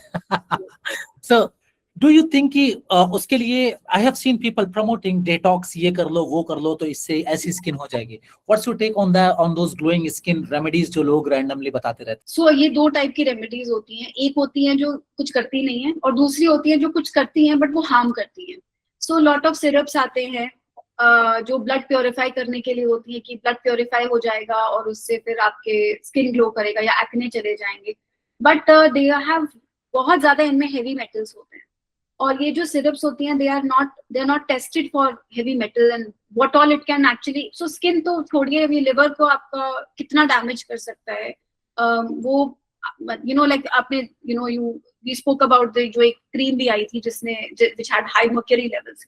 So consuming something with high heavy metals in them can definitely be very very harmful. तो आप ये सब जो ट्रैप्स होते हैं ना, दिस इज समथिंग दैट आपको इनसे बचना है, and that is why you have to go to the professional first, and उनकी गाइडेंस आप फॉलो करिए, बाकी सब नॉइज में मत फंसिए। So, do you think diet alone can fix skin issues? No. So diet is extremely important for your skin, but it is not the only thing. क्योंकि अगर हम स्किन को एक्सटर्नल प्रोटेक्शन नहीं दे रहे हैं या एक्सटर्नल सपोर्ट नहीं दे रहे हैं, then it is not going to help much. Secondly, सिर्फ डाइट को ना देखें, stress levels have skin and stress actually जो गट ब्रेन एक्सेस भी है या गट ब्रेन स्किन एक्सेस भी है या स्किन ब्रेन एक्सेस है, that is also very much relevant. So only diet say we can see some improvement for sure, and chronic diseases में definitely we can see कि patient remission में या फिर disease हम काफी time तक control कर पा रहे होते हैं, but it is not the only thing. आपको बाकी चीजों का भी ध्यान रखना है, as well as जो आपके डर्मेटोलॉजिस्ट आपको गाइड कर रहे हैं, whether it is creams or it is some sort of, अब जैसे acne scars हैं, acne scars आप डाइट से नहीं ठीक कर सकते हैं, राइट? तो कुछ चीजों के लिए टेक्नोलॉजी की जरूरत है. We cannot do anything apart from using those technologies. So that is where the dermatologist can guide कि आपको डाइट से कितना हेल्प मिल सकती है और क्रीम से कितना हेल्प कर सकती है, दोनों को कंबाइन करके या ट्रीटमेंट्स को कैसे आपको बेस्ट बेनिफिट मिल सकता है किसी भी स्किन डिजीज में. I think it totally depends upon कि आप किस स्टेज पे हैं फिलहाल. Is the disease already developed? अगर ऑलरेडी डेवलप हो चुकी है तो डाइट कभी भी ट्रीटमेंट नहीं हो सकता है. Now there is a person like me जो चाहता है कि वो डेवलप ना हो, तो वहां पे एक प्रिवेंटिव मेजर हो जाएगा जहां पे dietary will play a major role in terms of preventing that.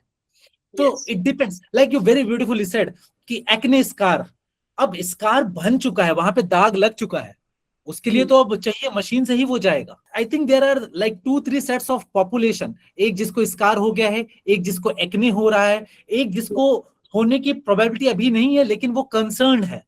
तो depending upon that approach change होता है. Absolutely, you are right.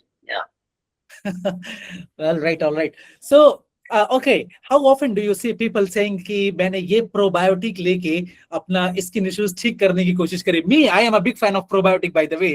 I know which strain works where, but random probiotics, like I said before also, पहले भी मैंने आपको बताया कि it's like antibiotic, कि कौन से antibiotic. Same goes with a probiotic, कौन सा प्रोबायोटिक, कौन सा strain, but people blindly used to take that.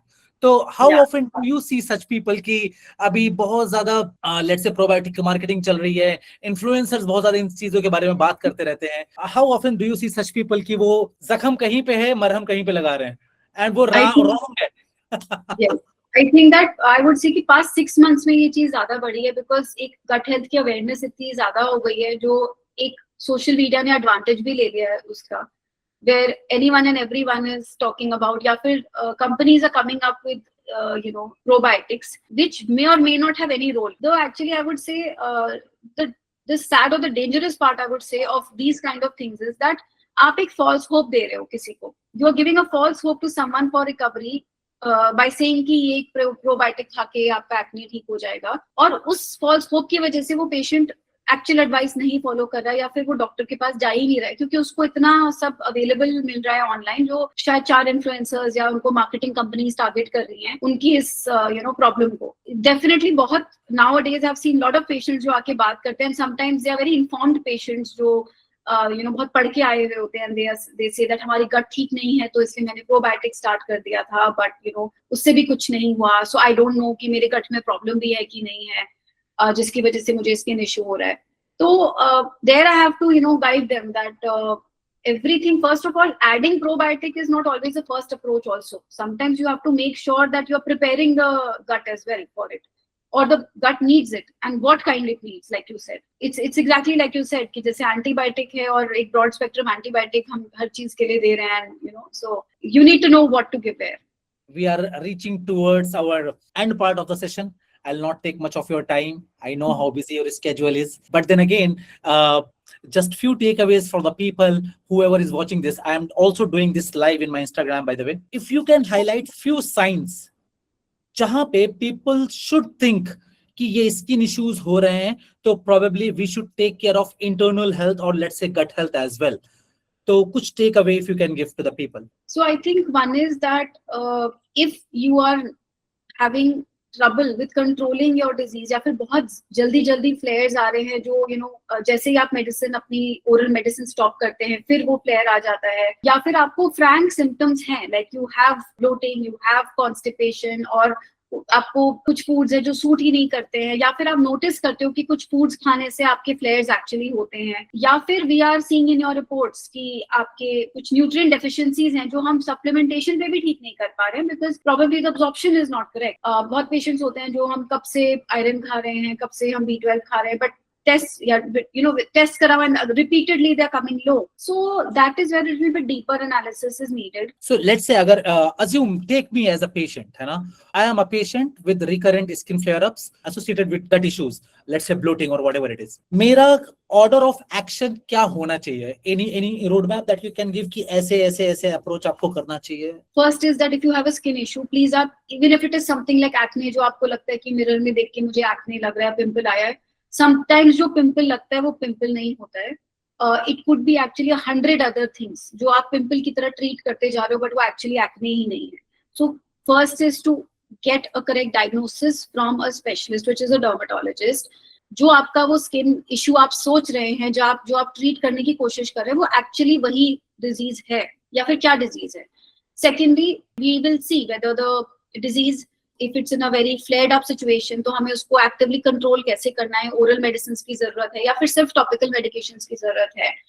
And then in all of this time, जब हम history taking करते हैं, तो like you said, the pattern comes across कि what are the triggers for this patient, or what is it that is contributing the most in this patient's condition, and then actually building on that. So whether it is your foundation of your diet, your sleep, your stress levels, your hormones, whether it is your gut, your gut microbiome, so all of this has to be then addressed along with taking care of the flares, because सिर्फ directly सोच के कि medicines नहीं काम करती और हमें तो सिर्फ स्लीप पे काम करते हैं, by then you would have actually lot of issues. जैसे एक्ने में आप अगर आप अनट्रीटेड छोड़ेंगे तो स्कारिंग हो जाएगी, जो एक्चुअली परमानेंट है, एक्ने तो ठीक हो जाता है eventually, that acne will subside, चाहे 10 दिन 15 दिन 20 दिन में वो ठीक हो जाएगा, but scarring will be permanent. तो उसको actively control करना time पे is extremely important. Along with that, जो ये underlying factors हैं उनको address करना, क्योंकि ये factors में बहुत time लगता है to address. They are not quick results. They will give you the longest lasting results, I would say. या फिर वो आपके recurrences को उतना नहीं करेगा, या फिर आप खुद समझ जाओगे अपनी disease को कि these were my triggers, और जब मेरा से स्ट्रेस लेवल बढ़ता है या जब मेरा, so you exactly no yourself, आप खुद ही अपने So it is more, I think that when I work with patients, I don't tell them कि आपको क्या करना है, उनके साथ ही काम करना पड़ता है कि हम we work with the patient that ठीक है, अब सबके लाइफ में स्ट्रेस है, डाइट ठीक नहीं है, हार्मोन्स ठीक नहीं है, स्लीप ठीक नहीं है, but where can we start to fix it, and baby steps से ही चाहे शुरू करें, बट धीरे धीरे करके, if it's a long journey, but if you stick to it, then definitely you will see a lot of improvement in your overall health, and skin is just one part of it. So if I have to summarize this, diagnosis सबसे important है. सबसे पहले correct diagnosis if you wanted to fix the root cause thing. Bloating को bloating की तरह मत देखो. Same is your statement. Acne को acne की तरह मत देखो. सिर्फ क्यों हो रहा है उसके पीछे का रीजन फाइंड आउट करो. Absolutely. Then comes कि अभी एक्टिवली आप पेन में हो, उस चीज के पेन में हो, एक्टिवली वो आपकी फ्लेयर्ड अप सिचुएशन है, तो इमीडिएटली आप इसको कैसे सॉल्व कर सकते हो. But alongside you have to find out your triggering, मतलब what are the trigger factors associated with this condition. आपके लिए क्या क्या reactive है. And then once you have identified, once you have like you mentioned कि diary, मुझे लगता है ना, वो आपका दिमाग is not designed for remembering everything. दिमाग इज, मैंने किसी पॉडकास्ट में ये सुना था, दिमाग is design to actively brainstorm the things की सिचुएशन को कैसे किया जाए. याद करने के लिए you can use let's say diary, आप फूड डायरी बनाओ, बिकॉज जितना अच्छा आप लिख के रिकॉल कर पाओगे उतना अच्छा आप एक्टिवली रिकॉल नहीं कर पाओगे अगर आप ये समझो कि मेरे दिमाग पे मुझे यकीन है और सब कुछ मुझे याद रहेगा. ऐसा नहीं है. अगर ऐसा याद होता तो अभी कल I was so saddened by the way, this is something of topic, कि कल एफएमजी का रिजल्ट आया है, 32,000 बच्चे फेल हो गए, 31 और 32, ओनली 12% हैव पास्ड. मतलब आप, I don't know what to say about that, but I really felt bad about it. Doctor बनना बहुत मुश्किल जॉब है. हमने पूरी जिंदगी लगा दी है इसको पढ़ने में, बट आज भी we struggle to find and to analyse the case की रूट कॉज पे जाना है, तो फिर उसके साथ साथ ये भी मिल रहा है. तो it's same like I think ma'am कि इंसान जितना ज्यादा पढ़ता है ना, उतना ज्यादा उसका फियर भी डेवलप होता रहता है. ऑन द अदर हैंड एक इंसान जिसने पढ़ा ही नहीं है ना, लेट्स से क्वैक है ना, जिसने पढ़ा ही नहीं है, वो तो एक्ने को एक्ने देखेगा. जैसे आप देखो गांव की प्रैक्टिसों में क्या होता है, आपको फीवर हुआ, अब वहां पे 2 सेट्स ऑफ डॉक्टर हैं, एक qualified let's say MD doctor है और दूसरा एक क्वैक बैठा हुआ है. एमडी डॉक्टर आपके रूट कॉज के पीछे जाएगा, वो आपका कल्चर रिपोर्ट कराएगा, सीबीसी कराएगा, then try to find out कि क्या बैक्टीरिया है, उसके बाद टारगेटेड एंटीबायोटिक देगा, स्लो रिस्पॉन्स आएगा. क्वैक क्या करेगा मैम, वो आपको स्टेरॉइड दे देगा पहले ही शॉट में. यस एब्सोल्युटली, या फिर एंटीबायोटिक, एंटीवायरल और एंटीफंगल साथ में दे देंगे तीनों. और एंटीबायोटिक कितना ब्रॉड स्पेक्ट्रम दे देगा कि पूरा सब कुछ वो आपका, अब आपको इमीडिएटली रियलाइज नहीं होगा ना कि क्या डैमेज हुआ है, लेकिन आपका यकीन, ट्रस्ट वहां पे कैसे बना कि इनकी दवाई से मेरा फीवर फौरन चला गया. That is building the trust and that's what they are playing with. 5 साल बाद वही लोग आएंगे with dysbiosis. I think these are the things. इस लेवल पे, इस ग्रैनुलैरिटी पे जब तक इंसान नहीं सोचेगा, लॉन्ग टर्म उसका मतलब वो अपना डैमेज अपने आप करता रहेगा. And that is one of the reason कि मैंने ये प्लेटफॉर्म, एक तो मैंने हिंदी में शुरू किया था ताकि हम टियर 2 टियर 3 सिटीज तक पहुंच सकें. We could have easily done this in English also, जहां पे हमें बहुत ही हाई पेइंग ऑडियंस हमें मिलती, लेट्स से वेस्ट की भी ऑडियंस हमें मिलती, बिकॉज वेस्ट के लोग they love Indians as a doctor, believe me, वो इंडियन डॉक्टर को बहुत प्रिफर करते हैं. बट देन अगेन वो वाला कॉज था जहां पे अनटैप्ड मार्केट है, जिसके लिए कोई नहीं काम कर रहा, उसके लिए काम करना है. That was one of the reason कि मैंने अपनी लैंग्वेज हिंदी चूज करी थी. Now I will just give 10 to 15 minutes to my audience whereby वो आपसे अपने छोटे छोटे इश्यूज, लेट्स से डैंड्रफ हो गया या कुछ इस तरह की चीजें हो गई, वो डायरेक्टली आपसे पूछ सकेंगे. एंड थोड़ी सी अगर उनको हेल्प मिल जाएगी तो मुझे बहुत खुशी होगी. Sure, absolutely, we can definitely give 10 minutes to this. Please ma'am. उसके बाद मैं ज्यादा टाइम नहीं लूंगा आपका. No, it's been a pleasure talking to you. So मैं जितने लोगों की हेल्प कर सकती हूँ, I'll definitely try to do that. Thank you so much. Thank you so much. All right, Sandeep and Saurabh, please hand raise के numbers के हिसाब से लोगों को call out कर लीजिए. Evening, ma'am. I hope you are fine. Ma'am, actually, I want to ask Arctic area, like what mineral deficiency और किस चीज की deficiency से होता है ma'am? It is an allergic response to something. Okay, now it is very varied. It can be to a drug, it can be to environment में कुछ चीज है, या फिर आपकी डाइट में कुछ चीज है, या फिर कोई इन्फेक्शन है जो आपको पता नहीं है कि इन्फेक्शन है. लॉट ऑफ टाइम्स हमें लगता है कि अगर पेट खराब नहीं है, डायरिया नहीं है और फीवर नहीं है तो इन्फेक्शन नहीं है बॉडी में, but lot of hidden infection जो बॉडी में रहते हैं जो बार बार urticaria could be causing it. Then autoimmune causes भी हो सकते हैं जिसकी वजह से आपका अर्टिकेरिया बार बार आ रहा है, तो उसको इवैल्यूएट करना बहुत जरूरी होता है। कब से है अर्टिकेरिया, क्या चीजें हैं जो ट्रिगर करती हैं, ये एक कंडीशन है जिसमें फूड डायरी कभी कभी हेल्प कर सकती है। And I would say things like for example stress is we cannot actually quantify it. And urticaria के अगेन बहुत टाइप्स होते हैं। It can be a lot of direct causes, physical causes होते हैं अर्टिकेरिया के। So it could be a metal that is causing it, it could be pressure से हो रहा है किस जगह पे, तो वो कहाँ पे हो रहा है, कब हो रहा है, कितनी ऑफन हो रहा है, उस पर डिपेंड करेगा। बट कोई एक डेफिशिएंसी नहीं है कि जो एक आप सप्लीमेंट खा लें और उससे अर्टिकेरिया ठीक हो जाए, तो ऐसा कुछ नहीं होता है। चलो नेक्स्ट फटाफट यार। First of all, thank you so much, Dr. Aaron, for giving this opportunity, and thank you so much, Dr. Sonal, for explaining it so well. In 2024, I was diagnosed with tinea, the fungal allergy, और उसका मैंने treatment लिया था जिसमें उन्होंने मुझे fluconazole और I think Terbisil spray, that is terbinafine, almost I think hydrochloride, तो वो स्प्रे उन्होंने रिकमेंड किया और I got some gut disturbances after that. अभी जो है वो एलर्जी काफी कंट्रोल में है, बट आई फील लाइक कि जब मैं रिफाइंड फूड्स लेती हूँ तो मुझे वो ज्यादा फील होती है, it's back on my shoulder, right, और अब वो आहिस्ते आहिस्ते एरिया कवर किए जा रही है। तो मुझे थोड़ा उसके बारे में पूछना था कि इज इट रिलेटेड टू गट, और बस ये मुझे खुद से ही फील हो रहा है ये सारी चीजें। सो सी टीनिया एक फंगल इन्फेक्शन होता है जो स्किन में ही रहता है। सो ये फंगल इन्फेक्शन जो टीनिया टाइप का होता है, ये डीपर टिश्यूज में नहीं चला जाता है, ये it stage on the skin, but definitely it can cover a lot of the area of our skin. अब टीनिया अगर आपको बार बार हो रहा है या फिर आप यू आर फीलिंग कि रिफाइंड फूड से भर रहा है, आई वुड सजेस्ट दैट आप अपने ब्लड शुगर्स टेस्ट कराइए, क्योंकि अगर आपके ब्लड शुगर्स बढ़ रहे हैं देन डेफिनेटली फंगल इन्फेक्शन बार बार होता है। सेकेंडली, फंगल इन्फेक्शन अगर शुरू में या फिर हो सकता है आपने initially, if it is possible that आपने कोई भी स्टेरॉइड लगाया हो या आपने स्टेरॉइड इंजेक्शंस लिए हो या स्टेरॉइड टैबलेट्स खाई हो बाय चांस, तो भी वो क्या करता है that it makes the fungus resistant to treatment. तो आपको यू विल फील कि रिलीफ हो जाता है, बट फिर वापस से बहुत ज्यादा बढ़ के आ जाता है, बिकॉज स्टेरॉइड सिर्फ इन्फ्लेमेशन कम कर रहा है बट इन्फेक्शन को वो वर्स करता है। तो आपने जैसे बताया कि टर्बिनाफिन और फ्लूकोनाजोल ले रहे थे, सो ये करेक्ट एंटी फंगल्स होते हैं जो टीनिया में दी जाते हैं, but because of misuse of steroid की वजह से इतना, क्योंकि लॉट ऑफ टाइम्स आप केमिस्ट पे जाते हैं, फंगल इन्फेक्शन है तो वो स्टेरॉइड क्रीम पकड़ा देते हैं, एंड इसकी वजह से रेजिस्टेंस हो चुका है, मतलब कि जो आपके एंटी फंगल हैं वो फंगस पे काम ही नहीं कर पा रहे हैं। तो इसमें कुछ और थोड़े सुपीरियर मॉलिक्यूल्स आते हैं जो सजेस्ट किए जा सकते हैं आपको, बट अगेन टीनिया क्योंकि इतना रेजिस्टेंट है, थोड़ा वैसे it is actually very simple infection, but because इतने टाइम से गलत क्रीमें लोग लगा के वो इन्फेक्शन को इतना हार्ड टू ट्रीट बना चुके हैं दैट अब जो स्ट्रेन्स हैं, जैसे हमने कोविड में भी सुना था कि एक कोविड की एक नई स्ट्रेन आ गई है जिस जो बहुत ज्यादा खतरनाक है, ऐसे टीनिया में भी स्ट्रेन्स हैं जो ज्यादा अग्रेसिव हो सकती हैं, जो नॉर्मल ट्रीटमेंट है उस पर रिस्पॉन्ड नहीं करती हैं।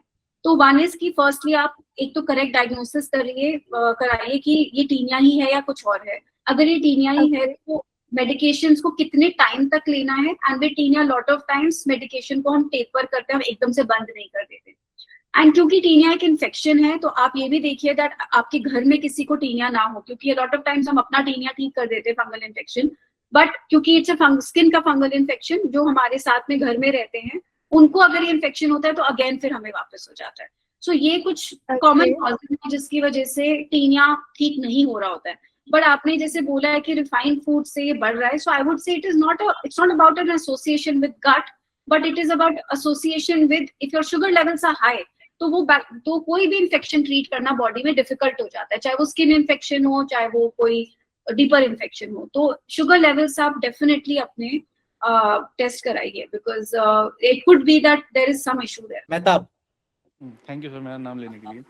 हाँ डॉक्टर सोनल, मेरा सवाल आपसे है, अभी मुझे ना 1 साल से गट इशू हुए थे, गैस, ब्लॉटिंग और एंजाइटी साथ में बहुत ज्यादा हो गई थी। उसके साथ साथ मेरे फेस पे ना पिगमेंटेशन हो गई और मेरे जो है ना हेयर भी ग्रे होने लगे बहुत ज्यादा उसकी वजह से, शायद मतलब मैं इसी से लिंक करता हूँ इसका, तो मुझे थोड़ा समझाएंगे आप?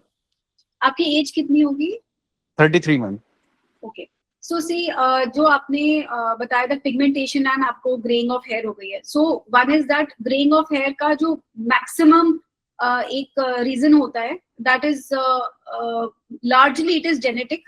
And when I say genetic, it means कि डेफिनेटली आपके फादर या मदर में कितना अर्ली ग्रेइंग रहा था, बट ऑल्सो क्योंकि हमारे अब because of the pollution, because of our lifestyle, because of हमारी एक्सपोजर कितना जो आजकल के टॉक्सिन से है in the environment as well, aging बहुत फास्ट हो रही है.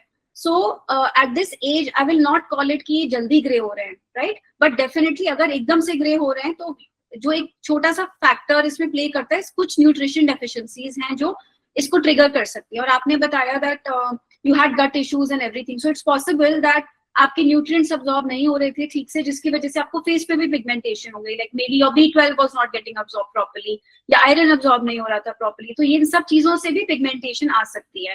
एंड सेकेंडली सन एक्सपोजर पे भी डिपेंड करता है, right. So also your hormones could have been a little messed up. So all of these issues जो आपने कहा है, ये definitely related to gut इस वे में हो सकते हैं कि कुछ न्यूट्रिशन है जो आपके डाइट में, और स्ट्रेस था, maybe you are not eating well also. तो it will be good idea कि आप कुछ बेसिक ब्लड टेस्ट करा के अपना न्यूट्रिशन स्टेटस देखिए कि बट ग्रे हेयर के लिए आई विल नॉट सजेस्ट कि आप ज्यादा, बिकॉज ग्रे हेयर का कुछ बहुत अच्छा आज तक कुछ सोल्यूशन नहीं मिला है, अदरवाइज हेयर डाई इंडस्ट्री खत्म हो चुकी होती है अब तक.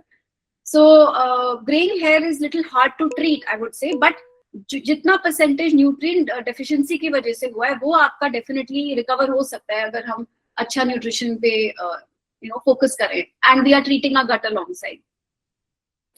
तो मैम इसमें कौन कौन से न्यूट्रिशन, कौन सा विटामिन मुझे लेना होगा पिगमेंटेशन के लिए या उसके लिए, मतलब थोड़ा बता देंगे? हाँ जी, तो बिफोर कोई भी सप्लीमेंट लेके पहले इट इज बेटर कि आप टेस्टिंग कराएं, but because I have not examined कि किस टाइप की पिगमेंटेशन है तो मैं डायरेक्टली नहीं सजेस्ट कर सकती हूँ. बट कुछ कॉमन टेस्ट होते हैं जो हम सब में कराना चाहते हैं कि आयरन लो है कि नहीं, B12 लो है कि नहीं, थायराइड की कोई प्रॉब्लम तो नहीं है, and whether vitamin D is low. तो ये सब कुछ चीजें होती हैं जो कॉमनली पिगमेंटेशन कॉज करती है. बट पिगमेंटेशन हमेशा इसकी वजह से भी नहीं होता है, एक्सटर्नल फैक्टर्स भी होते हैं. हो सकता है आप धूप में ज्यादा रहते हैं, हो सकता है आपका जेनेटिक फैक्टर्स हैं जिसको आप जो पिगमेंटेशन पे ज्यादा, बट वो एक इन डेप्थ एग्जामिनेशन करके ही कोई बता सकता है. तो it will not be right of me to tell you exactly कि क्या दवाई खाइए इसके लिए. Hello, good evening ma'am.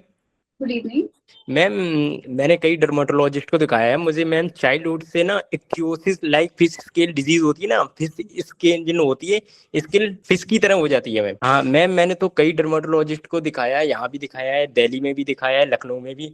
तो उन्होंने बताया कि ये लाइफ टाइम डिजीज होती है, इसका कोई सोल्यूशन नहीं है. तो मैम मैं पूछना चाहता हूँ आपसे कि साइंस इतनी आगे जा चुकी है, तो आपसे ये कंफर्मेशन करना चाहता हूँ कि इसका कोई परमानेंट सॉल्यूशन है आगे चलकर, या फिर मतलब इसके साथ ही जिंदगी बितानी पड़ेगी? जी देखिए, इक्थियोसिस एक बाकियों के लिए भी कंडीशन होती है जिसमें स्किन एक्सेसिवली ड्राई हो जाती है. बट इक्थियोसिस के भी बहुत टाइप्स होते हैं, कुछ जेनेटिक टाइप्स होते हैं या सिवियर टाइप्स होते हैं. जिनका डेफिनेटली क्योंकि वो जेनेटिक प्रॉब्लम होती है, क्योंकि स्किन ठीक से तरीके से शेड या बनने में ही प्रॉब्लम है, तो वो क्योंकि जेनेटिक प्रॉब्लम है तो definitely it is and depending on कि कितना सिवियर है वो, किस टाइप का इक्थियोसिस है, क्योंकि कुछ देयर आर बहुत टाइप्स के होते हैं इक्थियोसिस.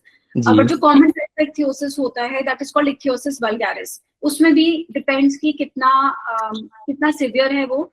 बट इक्थियोसिस के लिए since it is a genetic issue, I will say that इसका कुछ एक मैजिकल क्योर है, बट मेकिंग श्योर कि आप अच्छे से मॉइस्चराइज कर रहे हैं अपनी बॉडी को. आप ओमेगा 3s ले रहे हैं because it helps with your barrier repair also.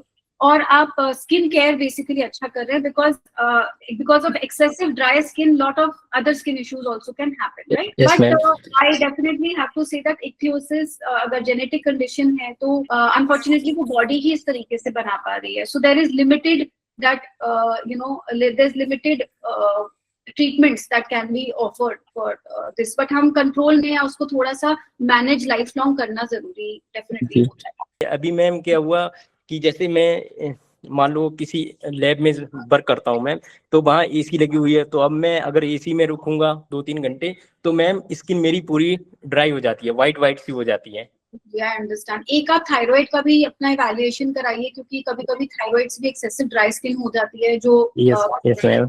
you know, but again, अगर आपको डायग्नोज करा हुआ है with ichthyosis and you have been told by dermatologist कि ये जेनेटिक टाइप का है, वन थिंग इज दैट आप अपने एनवायरनमेंट को एंड यू नो इसमें रिपीटेड मॉइस्चराइजर एप्लीकेशन रिक्वायर्ड होता है, एंड अवॉइड करना जो ज्यादा ड्राई करे स्किन को, ये भी जरूरत होती है।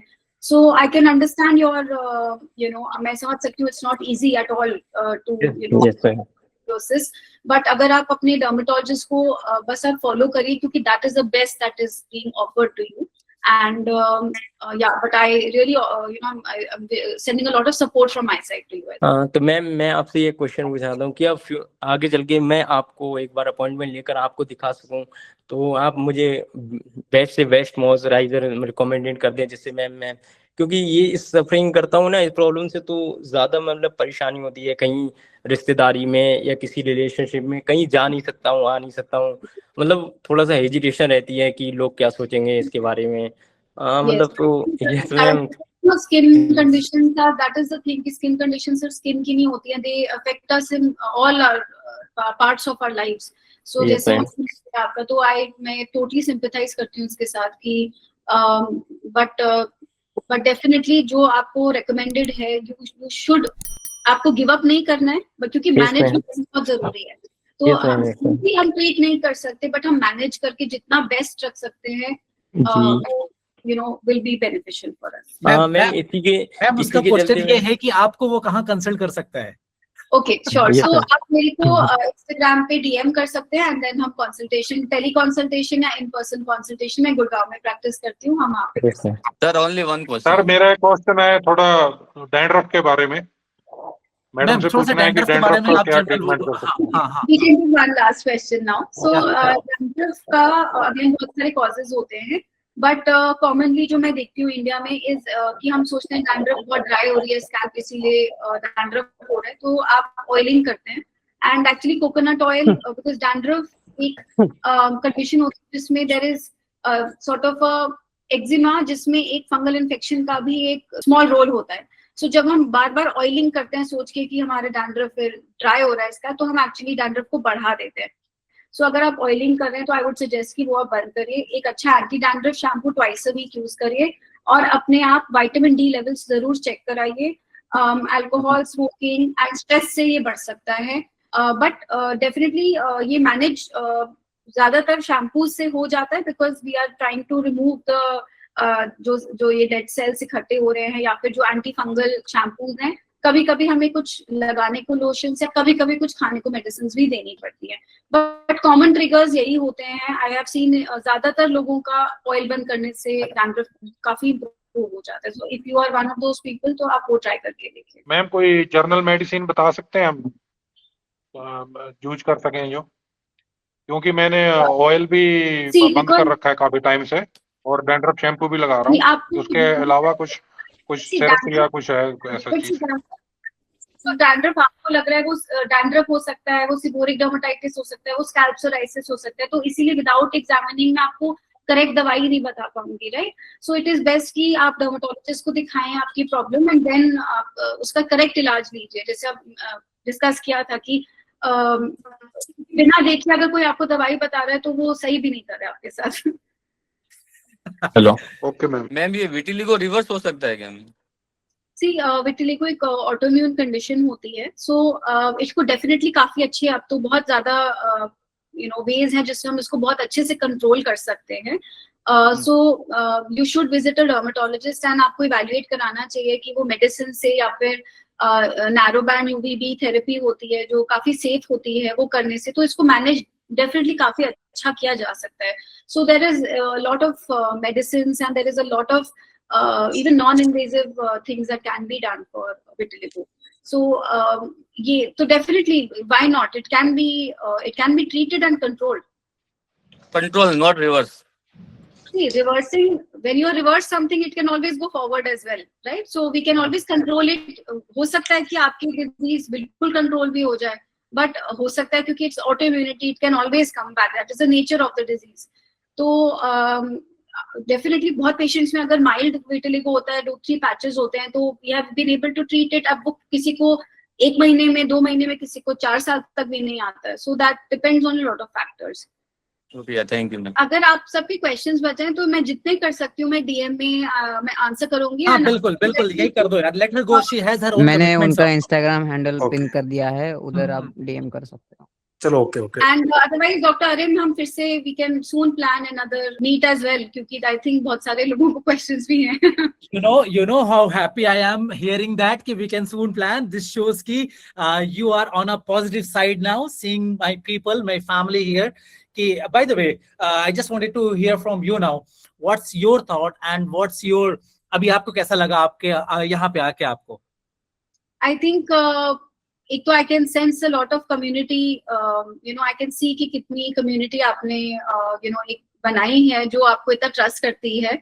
And I feel lucky that I was able to come here and मैं कुछ बता पाई या इनको किसी भी तरह में भी 1-2 पॉइंट्स हो जो आप अपनी लाइफ में टेक अवे कर सके. So I am very grateful that आपने ये अपॉर्चुनिटी मुझे दी. और मुझे एडुकेट करना मुझे बहुत पसंद है. मुझे पेशेंट से बात करना भी बहुत पसंद है. सो आई थिंक हमने ऑलमोस्ट आई वुड से around 2 hours we have spent, but I have not realized कि 2 hours हुए हैं. तो but thank you so much. It was a very good conversation आपके साथ भी. And इतने सारे जो पेशेंट्स हमने या फिर जो ऑडियंस ने हमें ज्वाइन किया है. सो थैंक यू सो मच आप सबकी पेशेंट्स के लिए. बिलीव मी डॉक्टर सोनल, मेरे लिए तो ये रूटीन है. मैं हर थर्सडे को ये करता हूँ. Actually I am thankful from the whole community जो मैंने बिल्ड करी है उनकी तरफ से भी कि आपने ये टाइम स्पेयर किया फ्रॉम योर रूटीन स्केड्यूल. तो बहुत शुक्रिया. And coming a word from your end like this कि आगे फिर हम कभी कनेक्ट करेंगे shows that you enjoyed it. Absolutely. And yes. You are more than welcome whenever you have free time. हम हमेशा आपको यहीं पे मिलेंगे. Sure.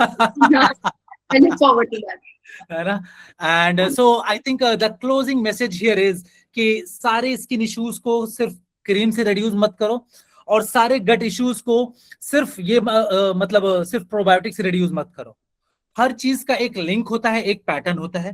पैटर्न समझना चाहिए, तब जाके रूट कॉज समझ में आता है. रूट कॉज जब समझ में आता है तब आप उसकी मैपिंग कर पाते हो कि आपको क्या अप्रोच लेना चाहिए. That's the core message I think जो आपने भी देना चाहा in terms of dermat thing and जो मैं भी हमेशा देना चाहता हूं in terms of gut microbiome. Anything you wanted to add upon? No, I think आपने सब कुछ अच्छे से कवर करा है एंड बहुत अच्छा डिस्कशन था. एंड हमने देखने को मिला कि एक्चुअली स्किन और गट कितना इंटर रिलेटेड हो सकता है. एंड हाउ हमें एक को बिना दूसरे को एड्रेस करे लॉट ऑफ टाइम्स हम नहीं आगे बढ़ सकते हैं. So I think thank you so much for giving me this opportunity. Actually, you know why I came up with this concept because हमारी body is a circuit. Everything is connected with each and every part. Right.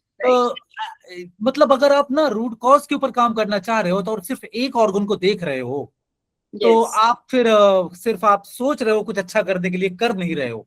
Absolutely. तो like you very well आपने एक term दिया था integrated approach. Yes. तो वही होना चाहिए. And I think that's gonna be the future of health care down the line. Absolutely. Any which ways, Dr. Sonal, thank you so much once again from the bottom of my heart. And it was amazing discussing everything with you. And I hope to see you soon again. Thank you. Thank you, everyone. Bye-bye. Thank you. Bye-bye. Thank you, ma'am. Thank you ma'am. चलो यार, आ जाओ अपने routine पे. अब आ जाओ, हो गई talk. Sir मैं आपको कहने का मतलब ये है कि सर जो आप जो डॉक्टर्स को लाते हैं जो ये कीमती है और ये आपकी जो मेहनत है ना सर, इसको सलाम है.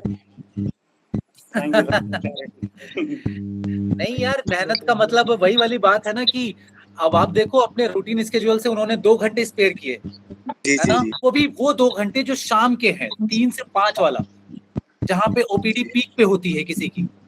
जी जी. तो नहीं लेकिन सर ये सेशन में सर मजा आया काफी. बहुत बढ़िया था सर. बहुत बहुत शुक्रिया आपका. नहीं नहीं, बहुत बहुत शुक्रिया आप लोगों का भी for putting your trust on science and evidence based approach, because अगर वो अप्रोच आप नहीं डालोगे अपनी तरफ से ना, तो हम किसके लिए करेंगे। तो all thanks to you guys.